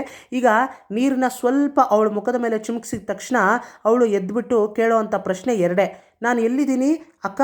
ನಾನು ಸ್ವರ್ಗದಲ್ಲಿದ್ದೀನಾ ಅಥವಾ ನಾನು ಇನ್ನೂ ಕೂಡ ಭೂಲೋಕದಲ್ಲೇ ಇದ್ದೀನಾ? ಈ ರೀತಿಯಾದಂಥ ಪ್ರಶ್ನೆ ಯಾವಾಗಲೂ ಕಾಮನಾಗಿ ಕೇಳೋವಂಥದ್ದು. ಸೊ ನೀವೇನು ಭಯಪಡಬೇಡಿ ಜೋಯಿಸ್ರೆ. ಈಗ ನಾನು ಒಂದಷ್ಟು ವಿಷಯಗಳನ್ನು ನಿಮ್ಮ ಹತ್ರ ಕೇಳಬೇಕು ಅಂತ ಬಂದಿದ್ದೀನಿ. ದಯವಿಟ್ಟು ಅದ್ರ ಬಗ್ಗೆ ಸ್ವಲ್ಪ ನಿಮ್ಗೇನಾದರೂ ಗೊತ್ತಿದ್ರೆ ಹೇಳ್ತೀರಾ ಅಂತ ನಮ್ಮ ಕುಂದವೈ ಪಿರಾಟಿಯರವರು ಜೋಯಿಸ್ರನ್ನ ಉದ್ದೇಶಿಸಿ ಕೇಳ್ತಾರೆ ಸ್ನೇಹಿತರೆ. ಅದಕ್ಕೆ ನಮ್ಮ ಜೋಯಿಸರು, ಸರಿ ಕೇಳಮ್ಮ, ನನಗೆ ಗೊತ್ತಿದ್ರೆ ಹೇಳ್ತೀನಿ ಅಂತ ಹೇಳ್ತಾರೆ. ಅದಕ್ಕೆ ನಮ್ಮ ಕುಂದವೈ ಪಿರಾಟಿಯರವರು, ಜೋಯಿಸ್ರೆ, ಯಾಕೋ ನಮ್ಮ ಚೋಳ ಸಾಮ್ರಾಜ್ಯದಲ್ಲಿ ಸ್ವಲ್ಪ ಗೊಂದಲವಾದಂತಹ ಸಿಚುಯೇಷನ್ ಕ್ರಿಯೇಟ್ ಆಗಿದೆ. ಅಂದರೆ ಇಲ್ಲಿ ನಡೀತಾ ಇರತಕ್ಕಂತಹ ಕೆಲವು ವಿಷಯಗಳ ಬಗ್ಗೆ ನಾನು ಕೂಡ ಕೇಳ್ಪಟ್ಟಿದ್ದೀನಿ. ಯಾಕಂತಂದ್ರೆ ಚೋಳ ಸಾಮ್ರಾಜ್ಯದ ಪ್ರಜೆಗಳು ಈಗ ಮಾತಾಡ್ಕೋತಾ ಇರ್ತಕ್ಕಂತಹ ಒಂದೇ ಒಂದು ಪ್ರಮುಖ ವಿಷಯ, ಅಂದರೆ ಅದು ಒಂದು ರೀತಿ ಗಾಳಿ ಮಾತು ಅಂತ ಹೇಳ್ಬೋದು ಜೋಯಿಸ್ರೆ. ಈ ಪೆರಿಯ ಪಳುವೇಟರೆಯರವರು, ಚಿನ್ನ ಪಳುವೇಟರೆಯರವರು ಇಬ್ಬರು ಕೂಡ ನಮ್ಮ ಸುಂದರ ಚೋಳ ಅವರು, ಅಂದರೆ ನನ್ನ ತಂದೆ ಸುಂದರ ಚೋಳ ಅವ್ರನ್ನ ಜೈಲಲ್ಲಿ ಇಟ್ಟಿರೋ ರೀತಿಲಿ ಇಟ್ಕೊಂಡು ಇವರೇ ಎಲ್ಲ ಕಂಟ್ರೋಲ್ ಮಾಡ್ತಾ ಇದ್ದಾರಂತಲ್ಲ. ಮತ್ತು ಇವರು ಸುಂದರ ಚೋಳ ಅವ್ರನ್ನ, ಅಂದರೆ ಸುಂದರ ಚೋಳ ಅವರು ಇವ್ರನ್ನ ತುಂಬ ಚೆನ್ನಾಗಿ ನಂಬ್ತಾರೆ ಅನ್ನೋ ಒಂದು ಕಾರಣಕ್ಕೋಸ್ಕರ ಅದನ್ನೇ ಅಡ್ವಾಂಟೇಜಾಗಿ ತಗೊಂಡು ನಮ್ಮ ಸುಂದರ ಚೋಳ ಅವ್ರನ್ನ ಜೈಲಲ್ಲಿ ಇಟ್ಟಿರೋ ರೀತಿಯಲ್ಲಿ ಇಟ್ಕೊಂಡು ಅವರಿಬ್ಬರೇ ಇಡೀ ಚೋಳ ಸಾಮ್ರಾಜ್ಯವನ್ನು ಆಳ್ವಿಕೆ ನಡೆಸ್ತಾ ಇದ್ದಾರೆ. ಅವ್ರ ಕೈಯಲ್ಲೇ ಈಗ ಚೋಳ ಸಾಮ್ರಾಜ್ಯ ಇರೋದು, ಅವರೇ ಕಂಟ್ರೋಲ್ ಮಾಡ್ತಾ ಇರೋದು. ಅಲ್ಲಿ ಸುಂದರ ಚೋಳ ಅವರು ಸುಮ್ಮನೆ ಹೆಸರಿಗಷ್ಟೇ ರಾಜ, ಆದರೆ ಅವ್ರನ್ನ ಕೇಳಿ ಯಾವುದೇ ಡಿಸಿಷನ್ ಇವ್ರು ತಗೋತಾ ಇಲ್ಲ. ಅಕಸ್ಮಾತ್ ಕೇಳಿದ್ರು ಕೂಡ ಎಲ್ಲ ಡಿಸಿಷನ್ ಬಗ್ಗೆ ನಮ್ಮ ಸುಂದರ ಚೋಳ ಅವರು ಎಲ್ಲದಕ್ಕೂ ಒಪ್ಕೋತಾ ಇದ್ದಾರೆ. ಯಾಕಂತಂದರೆ ಅವರು ಅಷ್ಟು ನಂಬ್ತಾರೆ ನಮ್ಮ ಪೆರಿಯ ಪಳುವೇಟರೆಯರವರು ಮತ್ತು ಚಿನ್ನ ಪಳುವೇಟರೆಯರವ್ರನ್ನ.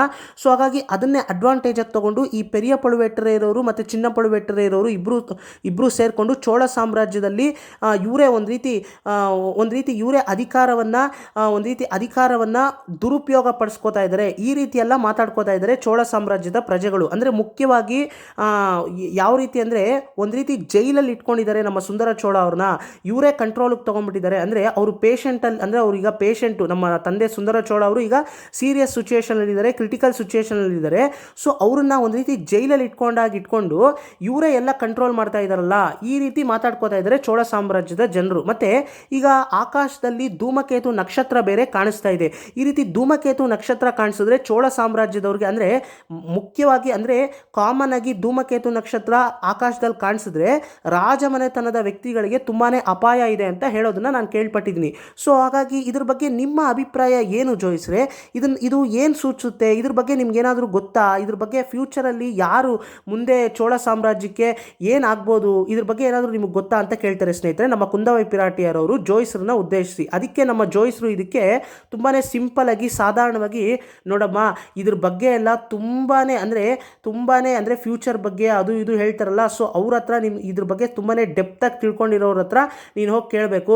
ನಾನು ಜೋಯಿಸ ಅಷ್ಟೇ, ನನಗೇನೋ ನನ್ನ ಜಾತಕ ತೊಗೊಂಡು ಜಾತಕವನ್ನು ಇಟ್ಕೊಂಡು ನಾನು ಏನೋ ಹೇಳ್ತೀನಿ ಅಷ್ಟೇ. ಅಷ್ಟು ಬಿಟ್ಟರೆ ನೀನು ಕೇಳೋ ರೀತಿಯಲ್ಲೆಲ್ಲ ಪರ್ಫೆಕ್ಟಾಗಿ ನಕ್ಷತ್ರ ನೋಡಿ ಹೇಳೋದಾಗಿರ್ಬೋದು, ಇದ್ರ ಬಗ್ಗೆ ಎಲ್ಲ ನನಗೆ ಅಷ್ಟೊಂದು ಗೊತ್ತಿಲ್ಲ, ಇದ್ರ ಬಗ್ಗೆ ಅಷ್ಟೊಂದು ನಾಲೆಡ್ಜು ಇಲ್ಲ. ದಯವಿಟ್ಟು ನನ್ನ ಹತ್ರ ಇದ್ರ ಬಗ್ಗೆ ಎಲ್ಲ ಕೇಳೋದಕ್ಕೆ ಹೋಗಬೇಡ. ಹಾಗಾಗಿ ನೀನು ಯಾರ ಹತ್ರ ಆದರೂ ಇದ್ರ ಬಗ್ಗೆ ತಿಳ್ಕೊಂಡಿರೋರು, ಅಂದರೆ ಇದ್ರ ಬಗ್ಗೆ ಇದಕ್ಕೆ ಸಂಬಂಧಪಟ್ಟಂತಹ ಕೆಲವು ವಿದ್ಯೆಗಳಿರುತ್ತೆ, ಇದನ್ನು ತಿಳ್ಕೊಂಡಿರೋರ ಹತ್ರ ನೀನು ಕೇಳಿದ್ರೆ ನಿನಗೆ ಮಾಹಿತಿ ಸಿಗ್ಬೋದೇನೋ ಅಂತ ಸಾಧಾರಣವಾಗಿ ಹೇಳಿಬಿಟ್ಬಿಡ್ತಾರೆ ಸ್ನೇಹಿತರೆ. ನಮ್ಮ ಕುಂದವೈ ಪಿರಾಟಿಯರವ್ರಿಗೂ ಸ್ವಲ್ಪ ನಿರಾಸೆ ಆದಂತಾದರೂ ಕೂಡ, ಸರಿ ಜೋಯಿಸ್ರೆ, ಸರಿ ನಾವಿನ್ನು ಹೊರಡ್ತೀವಿ ಅಂತ ಹೇಳಿದ ತಕ್ಷಣ ಅಷ್ಟರಲ್ಲಿ ನಮ್ಮ ವಾನತಿಯವರು ಮೂರ್ಛೆಯಾಗಿ ಬಿದ್ದಿರ್ತಾರಲ್ಲ, ಅವರು ಕೂಡ ಎದ್ದೊಳ್ತಾರೆ. ಎದ್ದೊಳಿದ ತಕ್ಷಣ ಎದ್ದಿದ ತಕ್ಷಣ ಅವ್ರು ಕೇಳೋವಂಥದ್ದು ಮಾಮೂಲಿ, ನಮ್ಮ ಕುಂದವೈ ಪಿರಾಟಿಯರವರು ಅವಾಗಲೇ ಜೋಯಿಸ್ರ ಹತ್ರ ಹೇಳಿದ್ರಲ್ಲ, ಅದೇ ಎರಡು ಪ್ರಶ್ನೆಗಳನ್ನು ಕೇಳ್ತಾರೆ. ಅಕ್ಕ, ನಾನೀಗ ಭೂಲೋಕದಲ್ಲಿದ್ದೀನಾ ಅಥವಾ ಸ್ವರ್ಗದಲ್ಲಿದ್ದೀನಾ ಅಂತ ಕೇಳ್ತಾರೆ. ಅದಕ್ಕೆ ನಮ್ಮ ಕುಂದವೈ ಪಿರಾಟಿಯರವರು, ಇಲ್ಲ ಕಣೆ, ನೀನೀಗ ಭೂಲೋಕದಲ್ಲೇ ಇದೆಯಾ, ನೀನು ಇನ್ನೂ ಸ್ವರ್ಗಲೋಕಕ್ಕೆ ಹೋಗಿಲ್ಲ, ಸ್ವರ್ಗಲೋಕಕ್ಕೆ ಹೋಗೋದಕ್ಕೆ ಅಂದರೆ ನೀನು ಇನ್ನೂ ಯಮ ಬಂದು ಕರ್ಕೊಂಡು ಹೋಗಿಲ್ಲ ಅನ್ನೋ ಒಂದು ತಮಾಷೆ ರೀತಿಯಲ್ಲಿ ನಮ್ಮ ಕುಂದವೈ ಪಿರಾಟಿಯರವರು ವಾನತಿಯವ್ರನ್ನ ನೋಡ್ಕೊಂಡು ಹೇಳ್ತಾರೆ. ನಂತರ ನಮ್ಮ ವಾನತಿಯವರು ಎದೊಳ್ತಾರೆ. ನಂತರ ನಮ್ಮ ವಾನತಿಯವರು ಕುಂದವೈ ಪಿರಾಟಿಯವರವರು ಹೋಗೋದಕ್ಕಂತ ಅಂದರೆ ಹೊರಡಬೇಕು ಅಂತ ರೆಡಿ ಆಗ್ತಾ ಇರ್ತಾರೆ. ಅಷ್ಟರಲ್ಲಿ ಹೊರಗಡೆ ಏನೋ ಶಬ್ದ ಕೇಳಿಸುತ್ತೆ. ಹೊರಗಡೆ ಏನೋ ಶಬ್ದ ಕೇಳಿಸುತ್ತೆ. ಯಾರೋ ಒಬ್ಬ ಬಂದು ಈ ರೀತಿ ಶಿಷ್ಯ ಅಂದರೆ ಜೋಯಿಸ್ರ ಶಿಷ್ಯ ಹೊರಗಡೆ ನಿಂತ್ಕೊಂಡಿದ್ರೆ, ಜೋಯಿಸ್ರ ಶಿಷ್ಯ ಯಾರ ಹತ್ರನೋ ಜಗಳ ಆಡ್ತಾ ಇರೋ ರೀತಿಯಲ್ಲಿ, ಯಾರೋ ಜೋಯಿಸ್ರ ಶಿಷ್ಯನ ಮೇಲೆ ದಾಳಿ ಮಾಡ್ತಾ ಇರೋ ರೀತಿಯಲ್ಲಿ ಕೇಳಿಸುತ್ತೆ. ಅಂದರೆ ಅದು ಆ ರೀತಿ ಜಗಳ ಆಡ್ತಾ ಇರೋ ರೀತಿಯಲ್ಲಿ ಕೇಳಿಸುತ್ತೆ. ಇದನ್ನು ಕೇಳಿಸ್ಕೊಂಡು ಅಂದರೆ ಬಾಗಿಲು ಹಾಕಿರುತ್ತಲ್ವ, ಸೊ ಹಾಗಾಗಿ ಇವ್ರಿಗೆ ಸ್ವಲ್ಪ ಕೇಳಿಸುತ್ತೆ. ಸೊ ಹಾಗಾಗಿ ಜೋಯಿಸ್ರು ಕೂಡ ಆಶ್ಚರ್ಯ ಪಡ್ತಾರೆ. ಅಂದರೆ ಯಾರು ನನ್ನ ಶಿಷ್ಯನ ಹತ್ರ ಜಗಳ ಆಡ್ತಾ ಇದ್ದಾರಲ್ಲ, ಯಾರೋ ಬಂದು ಯಾರು ಈ ರೀತಿ ಜಗಳ ಆಡ್ಬೋದು.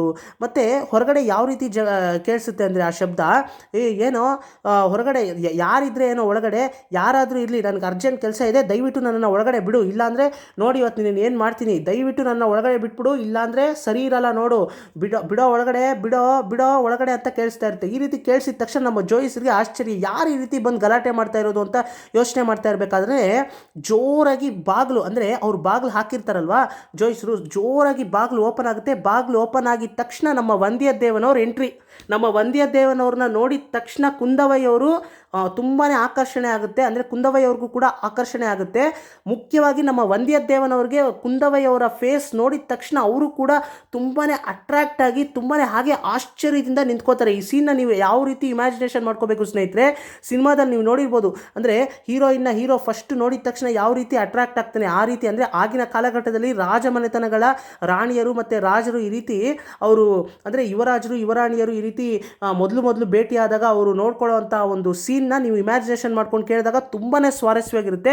ಸೊ ನಮ್ಮ ವಂದ್ಯದೇವನವರು ಈ ರೀತಿ ಬಾಗಿಲನ್ನು ಹೊಡ್ಕೊಂಡು ಒಳಗಡೆ ಬಂದಿದ್ದ ತಕ್ಷಣ ಕಾಲಿಟ್ಟಿದ ತಕ್ಷಣ ಎದುರುಗಡೆ ಕುಂದವೈ ಪಿರಾಟಿಯರವರು ಫೇಸು ಕಾಣಿಸಿದ ತಕ್ಷಣ ನಮ್ಮ ವಂದ್ಯದೇವನವ್ರಿಗೆ ತುಂಬಾ ಆಕರ್ಷಣೆ ಆಗುತ್ತೆ. ಅವರ ಮುಖವನ್ನೇ ನೋಡ್ತಾ ಇರ್ತಾರೆ. ಒಂದು ಎರಡು ಮುಖವನ್ನೇ ನೋಡ್ತಾ ಇರ್ತಾರೆ. ಇಬ್ಬರು ಕೂಡ ಒಬ್ರನ್ನೊಬ್ರು ಮುಖ ನೋಡಿಕೊಂಡು ಇಬ್ಬರು ಕೂಡ ಒಬ್ರನ್ನೊಬ್ರು ಮುಖವನ್ನು ನೋಡ್ತಾ ಇರ್ತಾರೆ. ಸೊ ಈ ದೃಶ್ಯ ನಡಿಬೇಕಾದ್ರೆ ಜೋಯಿಸ್ರು ಕೂಡ ಇದನ್ನು ಆಶ್ಚರ್ಯದಿಂದ ಏನು ಇವರಿಬ್ಬರು ಒಬ್ರನ್ನೊಬ್ರು ಮುಖ ನೋಡ್ಕೋತಾನೆ ಇದ್ದಾರಲ್ಲ ಅಂತ ನೋಡ್ತಾ ಇರ್ತಾರೆ. ಮತ್ತು ನಮ್ಮ ವಾನತಿಯವರು ಕೂಡ ಆಶ್ಚರ್ಯದಿಂದ ನೋಡ್ತಾ ಇರ್ತಾರೆ. ನಂತರ ಕೂಡಲೇ ನಮ್ಮ ಕುಂದವೈ ಪಿರಾಟಿಯರವರು ಅಂದರೆ ಅವ್ರಿಗೆ ಎಚ್ಚರ ಆಗುತ್ತೆ. ಅಂದರೆ ಏನಕ್ಕಿದು ಈ ರೀತಿ ಆಕರ್ಷಣೆ ಪಡ್ತಾ ಇದ್ದೀನಲ್ಲ, ನಾನು ಈ ರೀತಿ ಅಟ್ರಾಕ್ಟ್ ಆಗಬಾರ್ದು, ನಾನು ಈ ರೀತಿ ಎಲ್ಲ ನಾನು ಮನಸ್ಸನ್ನು ನಿಗ್ರಹಿಸ್ಕೋಬೇಕು ಅಂತ ಅವರು ಎಚ್ಚರಗೊಂಡು ಕೂಡಲೇ ನಮ್ಮ ವಂದ್ಯದೇವನವ್ರನ್ನ ನೋಡ್ತಾರೆ. ನೋಡಿದ ತಕ್ಷಣ ನಂತರ ಜೋಯಿಸ್ರನ್ನ ಉದ್ದೇಶಿಸಿ ಕೇಳ್ತಾರೆ, ಯಾರು ಇವರು ಈ ರೀತಿ ಬಾಗಿಲನ್ನು ಹೊಡ್ಕೊಂಡು ಬಂದ್ರಲ್ಲ, ಇವ್ರಿಗೇನು ಒಂಚೂರು ನಾಗರಿಕತೆ ಅನ್ನೋದೇ ಇಲ್ವಾ ಅಂತ ಕೇಳ್ತಾರೆ. ಅದಕ್ಕೆ ನಮ್ಮ ಜೋಯಿಸ್ರು, ನನಗೂ ಗೊತ್ತಿಲ್ಲ ಅಮ್ಮ ಇವನು ಯಾರು ಅಂತ, ನಾನು ಇದೇ ಮೊದಲನೇ ಸಾರಿ ನೋಡ್ತಾ ಇರೋದು, ಯಾರಪ್ಪ ನೀನು ತಮ್ಮ ಅಂತ ಕೇಳ್ತಾರೆ. ಅದಕ್ಕೆ ನಮ್ಮ ವಂದ್ಯದೇವನವರು ಕೂಡಲೇ ಜೋಯಿಸ್ರಿಗೆ ರೆಸ್ಪಾಂಡ್ ಮಾಡಿದಿರ ಅಲ್ಲಿರ್ತಕ್ಕಂಥ ಶಿಷ್ಯ ಹೊರಗಡೆ ನಿಂತಿರ್ತಕ್ಕಂಥ ಶಿಷ್ಯನನ್ನು ನೋಡಿ, ಜೋಯಿಸ್ರ ಶಿಷ್ಯನನ್ನು ನೋಡಿ ಅವನನ್ನು ಉದ್ದೇಶಿಸಿ, ಏನೋ ಒಳಗಡೆ ಲೇಡೀಸ್ ಇದ್ದಾರೆ ಅಂತ ಹೇಳಬಾರ್ದೇನೋ, ಒಳಗಡೆ ಲೇಡೀಸ್ ಇದ್ದಾರೆ ಅಂತ ನೀನು ಒಂದು ಮಾತು ಹೇಳಿದಿದ್ರೆ ನಾನು ಈ ರೀತಿ ಬರ್ತಾನೆ ಇರಲಿಲ್ಲ, ಈ ರೀತಿ ಆವೇಶ ಪಡ್ತಾನೆ ಇರಲಿಲ್ಲ. ನೀನು ಎಂಥ ಕೆಲಸ ಮಾಡಿಬಿಟ್ಟೆ ನೋಡು, ಈಗ ಲೇಡೀಸ್ ಮುಂದೆ ನನಗೆ ಅವಮಾನ ಆಯಿತು, ಹೋಗಪ್ಪ ಅಂತ ಅವನು ಕೂಡ ಹೊರಗಡೆ ಹೊರಟೋಗ್ತಾನೆ ಸ್ನೇಹಿತರೆ ನಮ್ಮ ವಂದ್ಯದೇವನವರು. ಕೂಡಲೇ ನಮ್ಮ ಜೋಯಿಸ್ರಿಗೆ ನಮ್ಮ ಕುಂದವೈಯವರು ಮತ್ತು ವಾನತಿಯವರು, ಸರಿ ಜೋಯಿಸ್ರೆ ನಾವು ಬರ್ತೀವಿ ಅಂತ ಒಂದು ರೀತಿ ಕೋಪದಲ್ಲಿ ಇಬ್ಬರು ಕೂಡ ಹೇಳಿ ಅವರು ಕೂಡ ಹೊರಗಡೆ ಬರ್ತಾರೆ. ಹೊರಗಡೆ ಬಂದಿದ್ದ ತಕ್ಷಣ ನಮ್ಮ ವಂದ್ಯದೇವನವರು ಸೈಡಲ್ಲಿ ನಿಂತಿರ್ತಾರೆ. ಆದರೂ ಕೂಡ ನಮ್ಮ ಕುಂದವೈಯವರು ಅವ್ರನ್ನ ಕೇರ್ ಮಾಡದೆ ನಮ್ಮ ವಂದ್ಯದೇವನವರು ಆದರೂ ಕೂಡ ನಮ್ಮ ಕುಂದವೈಯವ್ರನ್ನ ಉದ್ದೇಶಿಸಿ, ನೋಡಿ ನೀವು ಬೇಜಾರು ಮಾಡ್ಕೋಬೇಡಿ, ನನಗೆ ಸ್ವಲ್ಪ ಅಂದರೆ ನೀವು ಇರೋದು ನನಗೆ ಗೊತ್ತಾಗಲಿಲ್ಲ, ಲೇಡೀಸ್ ಇದ್ದೀರಾ ಅಂತ ಇವನು ಹೇಳಲೇ ಇಲ್ಲ, ಇವನು ಹೇಳಿದ್ರೆ ನಾನು ಬರ್ತಾನೆ ಇರಲಿಲ್ಲ, ದಯವಿಟ್ಟು ನೀವೇನು ಬೇಜಾರು ಮಾಡ್ಕೋಬೇಡಿ, ದಯವಿಟ್ಟು ಕ್ಷಮೆ ಇರಲಿ ಅಂತ ಹೇಳ್ತಾನೆ. ಅದಕ್ಕೆ ನಮ್ಮ ಕುಂದವೈಯವರು ಅದಕ್ಕೆ ಏನು ರೆಸ್ಪಾಂಡ್ ಮಾಡದೆ ಕುಂದವೈಯವರು ಮತ್ತು ವಾನತಿಯವರು ಇಬ್ಬರು ಕೂಡ ರಥವನ್ನು ಹತ್ಕೊಂಡು ಹೊರಟೋಗ್ತಾರೆ ಸ್ನೇಹಿತರೆ. ಅವ್ರಿಗಾಗಿ ಕಾಯ್ತಾ ಇರ್ತಕ್ಕಂತಹ ಕುದುರೆಯ ರಥವನ್ನು ಹತ್ಕೊಂಡು ಹೊರಟೋಗ್ತಾರೆ. ಸೊ ಇದನ್ನು ಅಬ್ಸರ್ವ್ ಮಾಡಿದಂತಹ ನಮ್ಮ ವಂದ್ಯದೇವನವರು ರಥ ಹೋಗೋದನ್ನೇ ದೂರದಲ್ಲಿ ಹೋಗ್ತಾ ಇರುತ್ತೆ, ರಥ ಅದನ್ನೇ ನೋಡ್ತಾ ಯೋಚನೆ ಮಾಡ್ತಾರೆ, ಏನಪ್ಪ ಈ ಚೋಳ ಸಾಮ್ರಾಜ್ಯದ ಹೆಣ್ಣು ಮಕ್ಕಳಿಗೆ ನಾಗರಿಕತೆನೇ ಇಲ್ಲ, ಏನಿದು, ನಾನು ಕ್ಷಮೆ ಕೇಳಿದ್ರು ಅದಕ್ಕೇನು ರೆಸ್ಪಾಂಡ್ ಮಾಡಿದಿರ ಹೋಗ್ತಾ ಇದ್ದಾರಲ್ಲ, ಎಂಥ ಕಾಲ ಬಂತಪ್ಪ ಅಂತ ಹೇಳಿ ನಮ್ಮ ವಂದ್ಯದೇವನವರು ಕೂಡಲೇ ಜೋಯಿಸ್ರ ಮನೆಗೆ ಬರ್ತಾರೆ. ಸರಿ, ಈಗ ಸ್ನೇಹಿತರೆ ನಿಮಗೆ ಒಂದು ಅನುಮಾನ ಬರ್ಬೋದು, ಈ ವಂದ್ಯದೇವನ್ ಹೇಗೆ ಜೋಯಿಸ್ರ ಮನೆಗೆ ಬಂದ, ಇವನು ಆಳ್ವಾರ್ಕಡಿಯ ನಂಬಿಯವ್ರ ಜೊತೆ ಮಾತಾಡ್ತಾ ಇದ್ದ, ಇದ್ದಕ್ಕಿದ್ದಂತೆ ಜೋಯಿಸ್ರ ಮನೆಗೆ ಹೇಗೆ ಬಂದ ಅಂತ ನೀವು ಕೇಳೋದೇ ಆದರೆ ಅದಕ್ಕೊಂದು ಫ್ಲ್ಯಾಶ್ ಬ್ಯಾಕ್ ಹೋಗಿ ಬರೋಣ ಬನ್ನಿ ಸ್ನೇಹಿತರೆ. ನಮ್ಮ ಆಳ್ವಾರ್ಕಡಿಯ ನಂಬಿಯವ್ರ ಜೊತೆ ನಮ್ಮ ವಂದ್ಯದೇವನವರು ಮಾತಾಡಬೇಕಾದ್ರೆ ಅವರು ಕೂಡ ನಮ್ಮ ವಂದ್ಯದೇವನವರು ಆಳ್ವಾರ್ಕಡಿಯ ನಂಬಿಯವ್ರನ್ನ ಉದ್ದೇಶಿಸಿ, ಅಣ್ಣ ಈಗ ನಿಮಗೆ ಮುಂದೆ ಯಾರು ರಾಜ ಆಗ್ಬೋದು ಅನಿಸುತ್ತೆ, ಸುಂದರ ಚೋಳ ಅವ್ರಿಗೆ ಈಗ ತುಂಬಾ ಸೀರಿಯಸ್ ಕಂಡೀಷನಲ್ಲಿ ಇದ್ದಾರೆ. ಸೊ ಹಾಗಾಗಿ ಮುಂದೆ ಯಾರು ರಾಜ ಆಗ್ಬೋದು ಅನಿಸುತ್ತೆ ನಿಮಗೆ? ಆದಿತ್ಯ ಕರಿಕಾಲನವರೇ ರಾಜ ಆಗಬೇಕು ಅಂತ ಅವರು ಸುಂದರ ಚೋಳ ಅವರು ಅವ್ರಿಗೆ ಆಲ್ರೆಡಿ ಯುವರಾಜ ಪಟ್ಟವನ್ನು ಕೊಟ್ಟಿದ್ದಾರೆ. ಆದರೆ ಮುಂದೆ ಯಾರು ಅಂದರೆ ಏನಾದರೂ ಸಿಚುವೇಶನ್ ಚೇಂಜ್ ಆಗ್ಬೋದು ಅನಿಸುತ್ತಾ, ಅಥವಾ ಮುಂದೆ ಯಾರು ರಾಜ ಆಗ್ಬೋದು ಅನಿಸುತ್ತೆ? ಮತ್ತು ಧೂಮಕೇತು ನಕ್ಷತ್ರ ಬೇರೆ ಕಾಣಿಸ್ತಾ ಇದೆ. ಸೊ ಹಾಗಾಗಿ ಇದರಿಂದ ಏನಾದರೂ ರಾಜಮನೆತನದ ವ್ಯಕ್ತಿಗಳಿಗೆ ಅಪಾಯ ಏನಾದರೂ ಇದೆಯಾ ಅಂತ ಕೇಳ್ತಾರೆ. ಅದಕ್ಕೆ ನಮ್ಮ ಆಳ್ವಾರ್ಕಡಿಯ ನಂಬಿಯವರು, ನೋಡಪ್ಪ ಈ ರಾಜಕೀಯಕ್ಕೆ ಸಂಬಂಧಪಟ್ಟಂತಹ ವಿಷಯಗಳನ್ನು ನೀನು ನನ್ನ ಹತ್ರ ಏನು ಕೇಳೋದಕ್ಕೆ ಹೋಗ್ಬೇಡ, ನನಗೆ ಅದ್ರ ಬಗ್ಗೆ ಏನು ಹೇಳೋದಕ್ಕೂ ಆಗೋದಿಲ್ಲ, ನನಗೆ ಅದ್ರ ಬಗ್ಗೆ ನಾಲೆಡ್ಜು ಇಲ್ಲ. ಸೊ ನಿನಗೆ ಹಂಗೂ ಏನಾದರೂ ಫ್ಯೂಚರ್ ಹೇಗಿರ್ಬೋದು, ಚೋಳ ಸಾಮ್ರಾಜ್ಯದ ಫ್ಯೂಚರ್ ಹೇಗಿರ್ಬೋದು ಇದ್ರ ಬಗ್ಗೆ ಎಲ್ಲ ತಿಳ್ಕೋಬೇಕು, ಅಥವಾ ನಿನ್ನ ಫ್ಯೂಚರ್ ಬಗ್ಗೆ ನೀನು ತಿಳ್ಕೋಬೇಕು ಅಂತಂದರೆ ನಿನಗೆ ನಾನು ಒಬ್ಬರ ಬಗ್ಗೆ ರೆಕಮೆಂಡ್ ಮಾಡ್ಬೋದು. ಯಾರು ಗೊತ್ತಾ? ಅವರು ಇಲ್ಲೇ ಸಮೀಪದಲ್ಲೇ ಒಬ್ಬರು ಜೋಯಿಸ್ರಿದ್ದಾರೆ. ಸೊ ಅವ್ರ ಹತ್ರ ನೀನು ಹೋದರೆ ನೀನು ಎಲ್ಲ ಜಾತಕ, ಅಂದರೆ ನಿನ್ನ ಜಾತಕ ಆಗಿರ್ಬೋದು ಮತ್ತು ನಿನ್ನ ಫ್ಯೂಚರಲ್ಲಿ ಏನಾಗ್ಬೋದು ಇದೆಲ್ಲವನ್ನು ಅವರು ಕರೆಕ್ಟಾಗಿ ಹೇಳ್ತಾರೆ. ಸೊ ನೀನು ಆ ಜೋಯಿಸ್ರ ಮನೆಗೆ ಹೋಗ್ಬೋದಲ್ವಾ ಅಂತ ಹೇಳ್ತಾರೆ. ಅದಕ್ಕೆ ನಮ್ಮ ವಂದ್ಯದೇವನವ್ರಿಗೆ ಕೂಡಲೇ ಅವ್ರಿಗೂ ಕೂಡ ಸರಿ ಅನಿಸುತ್ತೆ. ಓ ಹೌದಲ್ವಾ, ಸರಿ ಈ ಆಳ್ವಾರ್ಕಡಿಯ ನಂಬಿ ಹೇಳ್ದಂಗೆ ನಾವು ಕೂಡ ಆ ಜೋಯಿಸ್ರ ಮನೆಗೆ ಒಂದು ಸತಿ ಅವ್ರ ಮನೆಗೂ ಹೋಗಿ ಅಲ್ಲೂ ಕೂಡ ಬಾಣ ಬಿಟ್ಟು ನೋಡೋಣ, ಏನಾದರೂ ವಿಷಯ ಗೊತ್ತಾಗುತ್ತಾ ಅಂತ ನಮ್ಮ ವಂದ್ಯದೇವನವರು ಕೂಡ ಹಾಗೆ ಜೋಯಿಸ್ರ ಮನೆಗೆ ಬರಬೇಕು ಅಂತ ನಮ್ಮ ವಂದ್ಯದೇವನವರು ಜೋಯಿಸ್ರ ಮನೆಗೆ ಬಂದಿರೋದೀಗ. ಸೊ ಹೀಗೆ ನಮ್ಮ ಜೋಯಿಸ್ರ ಮನೆಗೆ ನಮ್ಮ ವಂದ್ಯದೇವನವರು ಬಂದಿರೋದು. ಸೊ ಈಗ ಗೊತ್ತಾಯ್ತಾ ಸ್ನೇಹಿತರೆ? ಸೊ ಹೀಗೆ ನಮ್ಮ ವಂದ್ಯದೇವನವರು ಜೋಯಿಸ್ರ ಮನೆಗೆ ಬರ್ತಾರೆ. ಜೋಯಿಸ್ರ ಮನೆಗೆ ಬಂದಂತಹ ನಮ್ಮ ವಂದ್ಯದೇವನವರು ಹೇಗೆ ಜೋಯಿಸ್ರ ಹತ್ರ ಮಾತಾಡ್ತಾರೆ ಎಲ್ಲವನ್ನು ನೋಡೋದಕ್ಕಿಂತ ಮುಂಚೆ ಈಗ ಆಳ್ವಾರ್ಕಡಿಯ ನಂಬಿಗೆ ನಾವು ಬರೋಣ. ಆಳ್ವಾರ್ಕಡಿಯ ನಂಬಿ ಏನು ಮಾಡ್ತಾ ಇರ್ತಾರೆ, ನಮ್ಮ ವಂದ್ಯದೇವನವರು ಯಾವಾಗ ಜೋಯಿಸ್ರ ಮನೆಗೆ ಹೋಗಬೇಕು ಅಂತ ಕುದುರೆಯನ್ನು ಹತ್ಕೊಂಡು ಹೋಗ್ತಾರೆ ಅಂದರೆ ಕುದುರೆಯನ್ನು ಆಲ್ರೆಡಿ ಅವರು ಆಳು ಅಂದರೆ ಕಂದಮಾರನವರ ಆಳು ಬಂದು ಹೊಸ ಕುದುರೆಯನ್ನು ಪರ್ಚೇಸ್ ಮಾಡಿ ನಮ್ಮ ವಂದ್ಯದೇವನವ್ರಿಗೆ ಕೊಡಿಸ್ತಾರೆ. ಕೂಡಲೇ ಆ ವಂದ್ಯದೇವನವರು ಕುದುರೆಯನ್ನು ಹತ್ಕೊಂಡು ಹೊರಟೋಗ್ತಾರೆ. ಸೊ ಹೀಗೆ ನಮ್ಮ ಅಂದರೆ ಕುದುರೆಯನ್ನು ಹತ್ಕೊಂಡು ವಂದ್ಯದೇವನವರು ಆ ಕಡೆ ಹೋಗ್ತಾರೆ. ಆ ಕಡೆ ಹೋಗಿದ ತಕ್ಷಣ ಕಂದಮಾರನವರ ಆಳು ಅಂದರೆ ಆ ಸೇವಕ ಕೂಡಲೇ ಆಳ್ವಾರ್ಕಡಿಯ ನಂಬಿಯವರು ಇದ್ದಂತಹ ಆ ಮರದ ಹತ್ರ ಬರ್ತಾರೆ.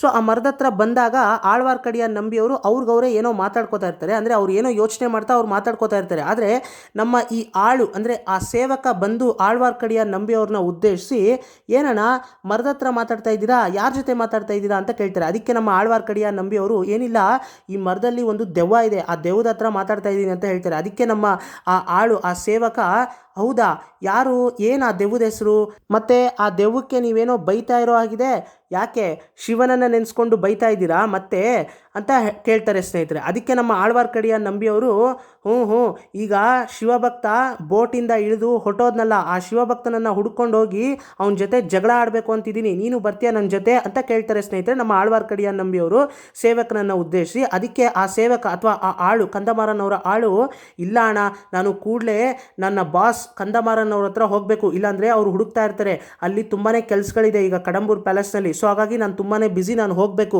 ಅಂತ ಹೇಳಿದ ತಕ್ಷಣ ನಮ್ಮ ಆಳ್ವಾರ್ಕಡಿಯ ನಂಬಿಯವರು, ಓ ಹೌದಾ, ಹಾಗಿದ್ರೆ ನೋಡಲ್ಲಿ ದೋಣಿ ನಿಂತಿದೆ, ದೋಣಿ ಹೋಗ್ತಾ ಇರೋ ಆಗಿದೆ ನೋಡು, ಬೇಗ ಹೋಗಿ ಹತ್ಕೋ ಅಂತ ಹೇಳ್ತಾರೆ. ಅದಕ್ಕೆ ನಮ್ಮ ಆ ಸೇವಕ, ಓ ಹೌದಾ ಅಣ್ಣ, ಸರಿ ಅಣ್ಣ ಬರ್ತೀನಿ ಅಣ್ಣ ಅಂದ್ಬಿಟ್ಟು ಅವನು ಕೂಡ ಆ ಸೇವಕ ಆ ದೋಣಿಯನ್ನು ಹತ್ಕೊಳ್ಳೋದಕ್ಕಂತ ಅಷ್ಟು ದೂರ ಹೋಗ್ತಾನೆ. ಅಷ್ಟು ದೂರ ಹೋಗಿದ ತಕ್ಷಣ ದೋಣಿ ಹತ್ರ ಹೋಗಿದ ತಕ್ಷಣ ದೋಣಿಯ ನಾವಿಕ, ಯಾಕಪ್ಪ ಹಾಗೆ ನಿಂತ್ಕೊಂಡ್ಬಿಟ್ಟೆ, ಬಾಪ ಹತ್ಕೋ ಅಂತ ಕರೀತಾರೆ. ಅದಕ್ಕೆ ಇಲ್ಲ ನಾನು ಬರೋದಿಲ್ಲ ಅಂತ ಹೇಳ್ತಾನೆ ಈ ಸೇವಕ.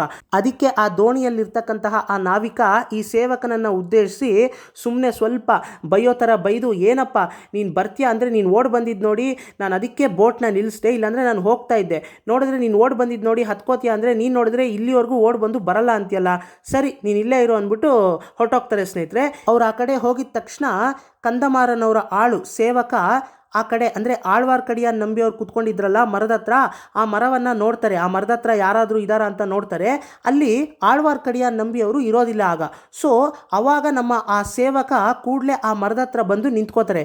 ಆದರೆ ನಮ್ಮ ಆಳ್ವಾರ್ಕಡಿಯ ನಂಬಿಯವರು ಸ್ವಲ್ಪ ಅಂದರೆ ತುಂಬಾ ಬುದ್ಧಿವಂತರು ಸ್ನೇಹಿತರೆ. ಸೊ ಹಾಗಾಗಿ ಈ ಸೇವಕನ ಮೇಲೆ ಡೌಟ್ ಬಂದು ಈ ಸೇವಕ ದೋಣಿಯನ್ನು ಹತ್ತಬೇಕು ಅಂತ ಹೋಗಿದ ತಕ್ಷಣ ಆ ಕಡೆ ನಮ್ಮ ಆಳ್ವಾರ್ಕಡಿಯ ನಂಬಿಯವರು ಒಂದು ಕೆಲಸ ಮಾಡ್ತಾರೆ. ಏನು ಕೆಲಸ ಮಾಡ್ತಾರೆ ಅಂದರೆ ಆ ಮರವನ್ನು ಹತ್ಕೊಂಡು ಆ ಮರದ ಮೇಲೆ ಹತ್ಕೊಂಡು ಕುತ್ಕೊಂಡ್ಬಿಡ್ತಾರೆ. ಆ ಮರದ ಮೇಲೆ ಹತ್ಕೊಂಡು ಕೋತಿ ಥರ ಹೋಗಿ ಕುತ್ಕೊಂಡ್ಬಿಡ್ತಾರೆ. ಕುತ್ಕೊಂಡಿದ್ದ ತಕ್ಷಣ ಯಾತಕ್ಕೋಸ್ಕರ ಆ ರೀತಿ ಕುತ್ಕೋತಾರೆ ಅಂದರೆ, ಈಗ ನಮ್ಮ ಆಳ್ವಾರ್ಕಡಿಯ ನಂಬಿಯವ್ರ ಹತ್ರ ಈ ಸೇವಕ ಬಂದು ಮಾತಾಡಿಸ್ಬೇಕಾದ್ರೆ ಒಂದು ರೀತಿ ಸಿಂಬಲನ್ನು ತೋರಿಸಿರ್ತಾರೆ. ಇವ್ರು ಮಾತಾಡಬೇಕಾದ್ರೆ ಒಂದು ಕೈ ಮೇಲೆ ಇನ್ನೊಂದು ಕೈ ಇಟ್ಬಿಟ್ಟು ಒಂದು ರೀತಿ ಸಿಂಬಲನ್ನು ಮಾಡಿ ತೋರಿಸಿರ್ತಾರೆ. ಅಂದರೆ ಅದು ಯಾವ ಸಿಂಬಲು ಅಂದರೆ ಮೀನಿನ ಥರ ಸಿಂಬಲ್ ಮಾಡಿ ತೋರಿಸಿರ್ತಾರೆ ಕೈಯಲ್ಲಿ. ಅಂದರೆ ನಿಮಗೆ ಗೊತ್ತಿರ್ಬೋದು, ಒಂದು ಕೈ ಮೇಲೆ ಇನ್ನೊಂದು ಕೈ ಇಟ್ಟು ಈ ರೀತಿ ಅಂದರೆ ಮೀನಿನ ಸಿಂಬಲ್ ನಿಮ್ಗೆ ಗೊತ್ತಿರ್ಬೋದು ಸ್ನೇಹಿತರೆ. ಒಂದು ಕೈ ಮೇಲೆ ಇನ್ನೊಂದು ಕೈ ಇಟ್ಟು ಮೀನಿನ ಥರ ಸಿಂಬಲ್ ಮಾಡಿ ತೋರಿಸಿರ್ತಾರೆ. ಈ ರೀತಿ ತೋರಿಸಿದ ತಕ್ಷಣ ನಮ್ಮ ಆಳ್ವಾರ್ಕಡಿಯ ನಂಬಿಯವರು ಆ ಸೇವಕನನ್ನು ಉದ್ದೇಶಿಸಿ ಕೇಳ್ತಾರೆ, ಏನೋ ಸಿಂಬಲ್ ಮಾಡಿ ತೋರಿಸ್ತಲ್ಲ, ಏನೋ ಭರತನಾಟ್ಯ ಆಡೋ ಥರ ನೀನು ತೋರಿಸ್ತಲ್ಲ, ಈಗ ಏನದು ಅಂತ ಕೇಳಿದ ತಕ್ಷಣ ಏನಿಲ್ವಲ್ಲ ಅಂತ ಹೇಳ್ತಾರೆ. ಅಂದರೆ ಇವರು ಸಿಂಬಲ್ ಅಂದರೆ ಆ ರೀತಿ ಮೀನಿನ ಸಿಂಬಲ್ನ ಕೈ ಮುಖಾಂತರ ತೋರಿಸಿ ಏನಿಲ್ಲ ಅಂತಾರೆ. ಅಂದರೆ ಒಂದು ರೀತಿ ಕನ್ಫ್ಯೂಷನ್ ಮಾಡೋ ರೀತಿಲಿ ಮಾಡಿರ್ತಾರೆ. ಆದರೆ ನಮ್ಮ ಆಳ್ವಾರ್ಕಡಿಯ ನಂಬಿಯವರು ಚೆನ್ನಾಗಿ ಅರ್ಥ ಮಾಡ್ಕೋತಾರೆ ಅದನ್ನು. ಅಂದರೆ ಯಾವ ರೀತಿ ಅರ್ಥ ಮಾಡ್ಕೋತಾರೆ ಅಂದರೆ, ಓಹೋ ನೀನು ಮೀನಿನ ಥರ ಸಿಂಬಲ್ ಮಾಡಿ ತೋರಿಸ್ತಾ ಇದೆಯಾ ಕೈನ, ಒಂದು ಕೈ ಮೇಲೆ ಇನ್ನೊಂದು ಕೈ ಇಟ್ಟು ಮೀನಿನ ಅಂದರೆ ಪಾಂಡ್ಯರ ಚಿಹ್ನೆ ಮೀನು, ಅಂದರೆ ನೀನು ಪಾಂಡ್ಯ ನಾಡಿನವನಾ? ಓಹೋ ನೀನು ಪಾಂಡ್ಯ ನಾಡಿನವನು, ಇಲ್ಲಿದೆಯಾ ಅಂದರೆ ಇಲ್ಲಿ ಬಂದು ಕೆಲಸ ಮಾಡ್ತಾ ಇದೆಯಾ ಅಂದರೆ ಏನೋ ತಂತ್ರ ಮಾಡೋದಕ್ಕೆ ಬಂದಿರ್ತೀಯ ನೀನು ಚೋಳ ಸಾಮ್ರಾಜ್ಯದ ವಿರುದ್ಧವಾಗಿ, ಹಾಗಾಗಿ ನಿನ್ನನ್ನು ಫಾಲೋ ಮಾಡಲೇಬೇಕು, ಇರು ತಾಳು ಅಂದ್ಬಿಟ್ಟು ನಮ್ಮ ಆಳ್ವಾರ್ಕಡಿಯ ನಂಬಿಯವರು ಕೂಡಲೇ ಆ ಮರವನ್ನು ಹತ್ಕೊಂಡು ಕೂತ್ಕೋತಾರೆ. ಹತ್ಕೊಂಡು ಕೂತ್ಕೊಂಡಿದ್ದ ತಕ್ಷಣ ಈ ಸೇವಕ ಮರದ ಹತ್ರ ಯಾರೂ ಇಲ್ಲ ಅಂದ್ಕೊಂಡು ಆ ಮರದ ಹತ್ರ ಬಂದು ಈಗ ನಿಂತ್ಕೊಂಡಿರೋದು. ಸೊ ಹೀಗೆ ಆ ಸೇವಕ ಬಂದು ಮರದ ಕೆಳಗಡೆ ನಿಂತ್ಕೊಂಡಿರ್ತಾರೆ. ಸೊ ಹೀಗೆ ಆ ಮರದ ಕೆಳಗಡೆ ಬಂದು ಆ ಸೇವಕ ನಿಂತ್ಕೊಂಡಿರ್ಬೇಕಾದ್ರೆ ಆಳ್ವಾರ್ಕಡಿಯ ನಂಬಿಯವರು ಕೂಡ ಆ ಸೇವಕನನ್ನೇ ನೋಡ್ತಾ ಇರ್ತಾರೆ. ನಮ್ಮ ಸೇವಕ ಕೂಡ ಒಂದ್ಸತಿ ಆ ಕಡೆ ಈ ಕಡೆ ನೋಡ್ತಾರೆ, ಆಳ್ವಾರ್ಕಡಿಯ ನಂಬಿ ಹೋಗ್ಬಿಟ್ನಾ ಇಲ್ವಾ ಅಂತ ಕನ್ಫರ್ಮ್ ಮಾಡ್ಕೋತಾರೆ. ನಂತರ ದೂರದಿಂದ ಇನ್ನೂ ಇಬ್ರು ಆಕೃತಿಗಳು, ಎರಡು ಆಕೃತಿಗಳು ಬರ್ತಾ ಇದೆ ಅನ್ನೋದು ನಮ್ಮ ಆಳ್ವಾರ್ಕಡಿಯ ನಂಬಿಯವರು ನೋಡ್ತಾರೆ. ಓಹೋ ಇನ್ನೂ ಯಾರೋ ಇಬ್ರು ಬರ್ತಾ ಇರೋ ಆಗಿದೆಯಲ್ಲ, ಓಹೋ ಬರಲಿ ನನ್ನ ಮಕ್ಕಳ, ನಿಮ್ಮಿಬ್ಬರ ಬಗ್ಗೆ ನಾವು ಅಂದರೆ ನಿಮ್ಗಳ ಬಗ್ಗೆ ನಾನು ತಿಳ್ಕೊತೀನಿ, ಇವತ್ತು ತಿಳ್ಕೊಳ್ಳೇಬೇಕು ನಿಮ್ಮ ಬಗ್ಗೆ ಅಂತ ಮನಸ್ಸಲ್ಲಿ ಅನ್ಕೋತಾರೆ ನಮ್ಮ ಆಳ್ವಾರ್ಕಡಿಯ ನಂಬಿಯವರು ಮರದ ಮೇಲೆ ಕೂತ್ಕೊಂಡು.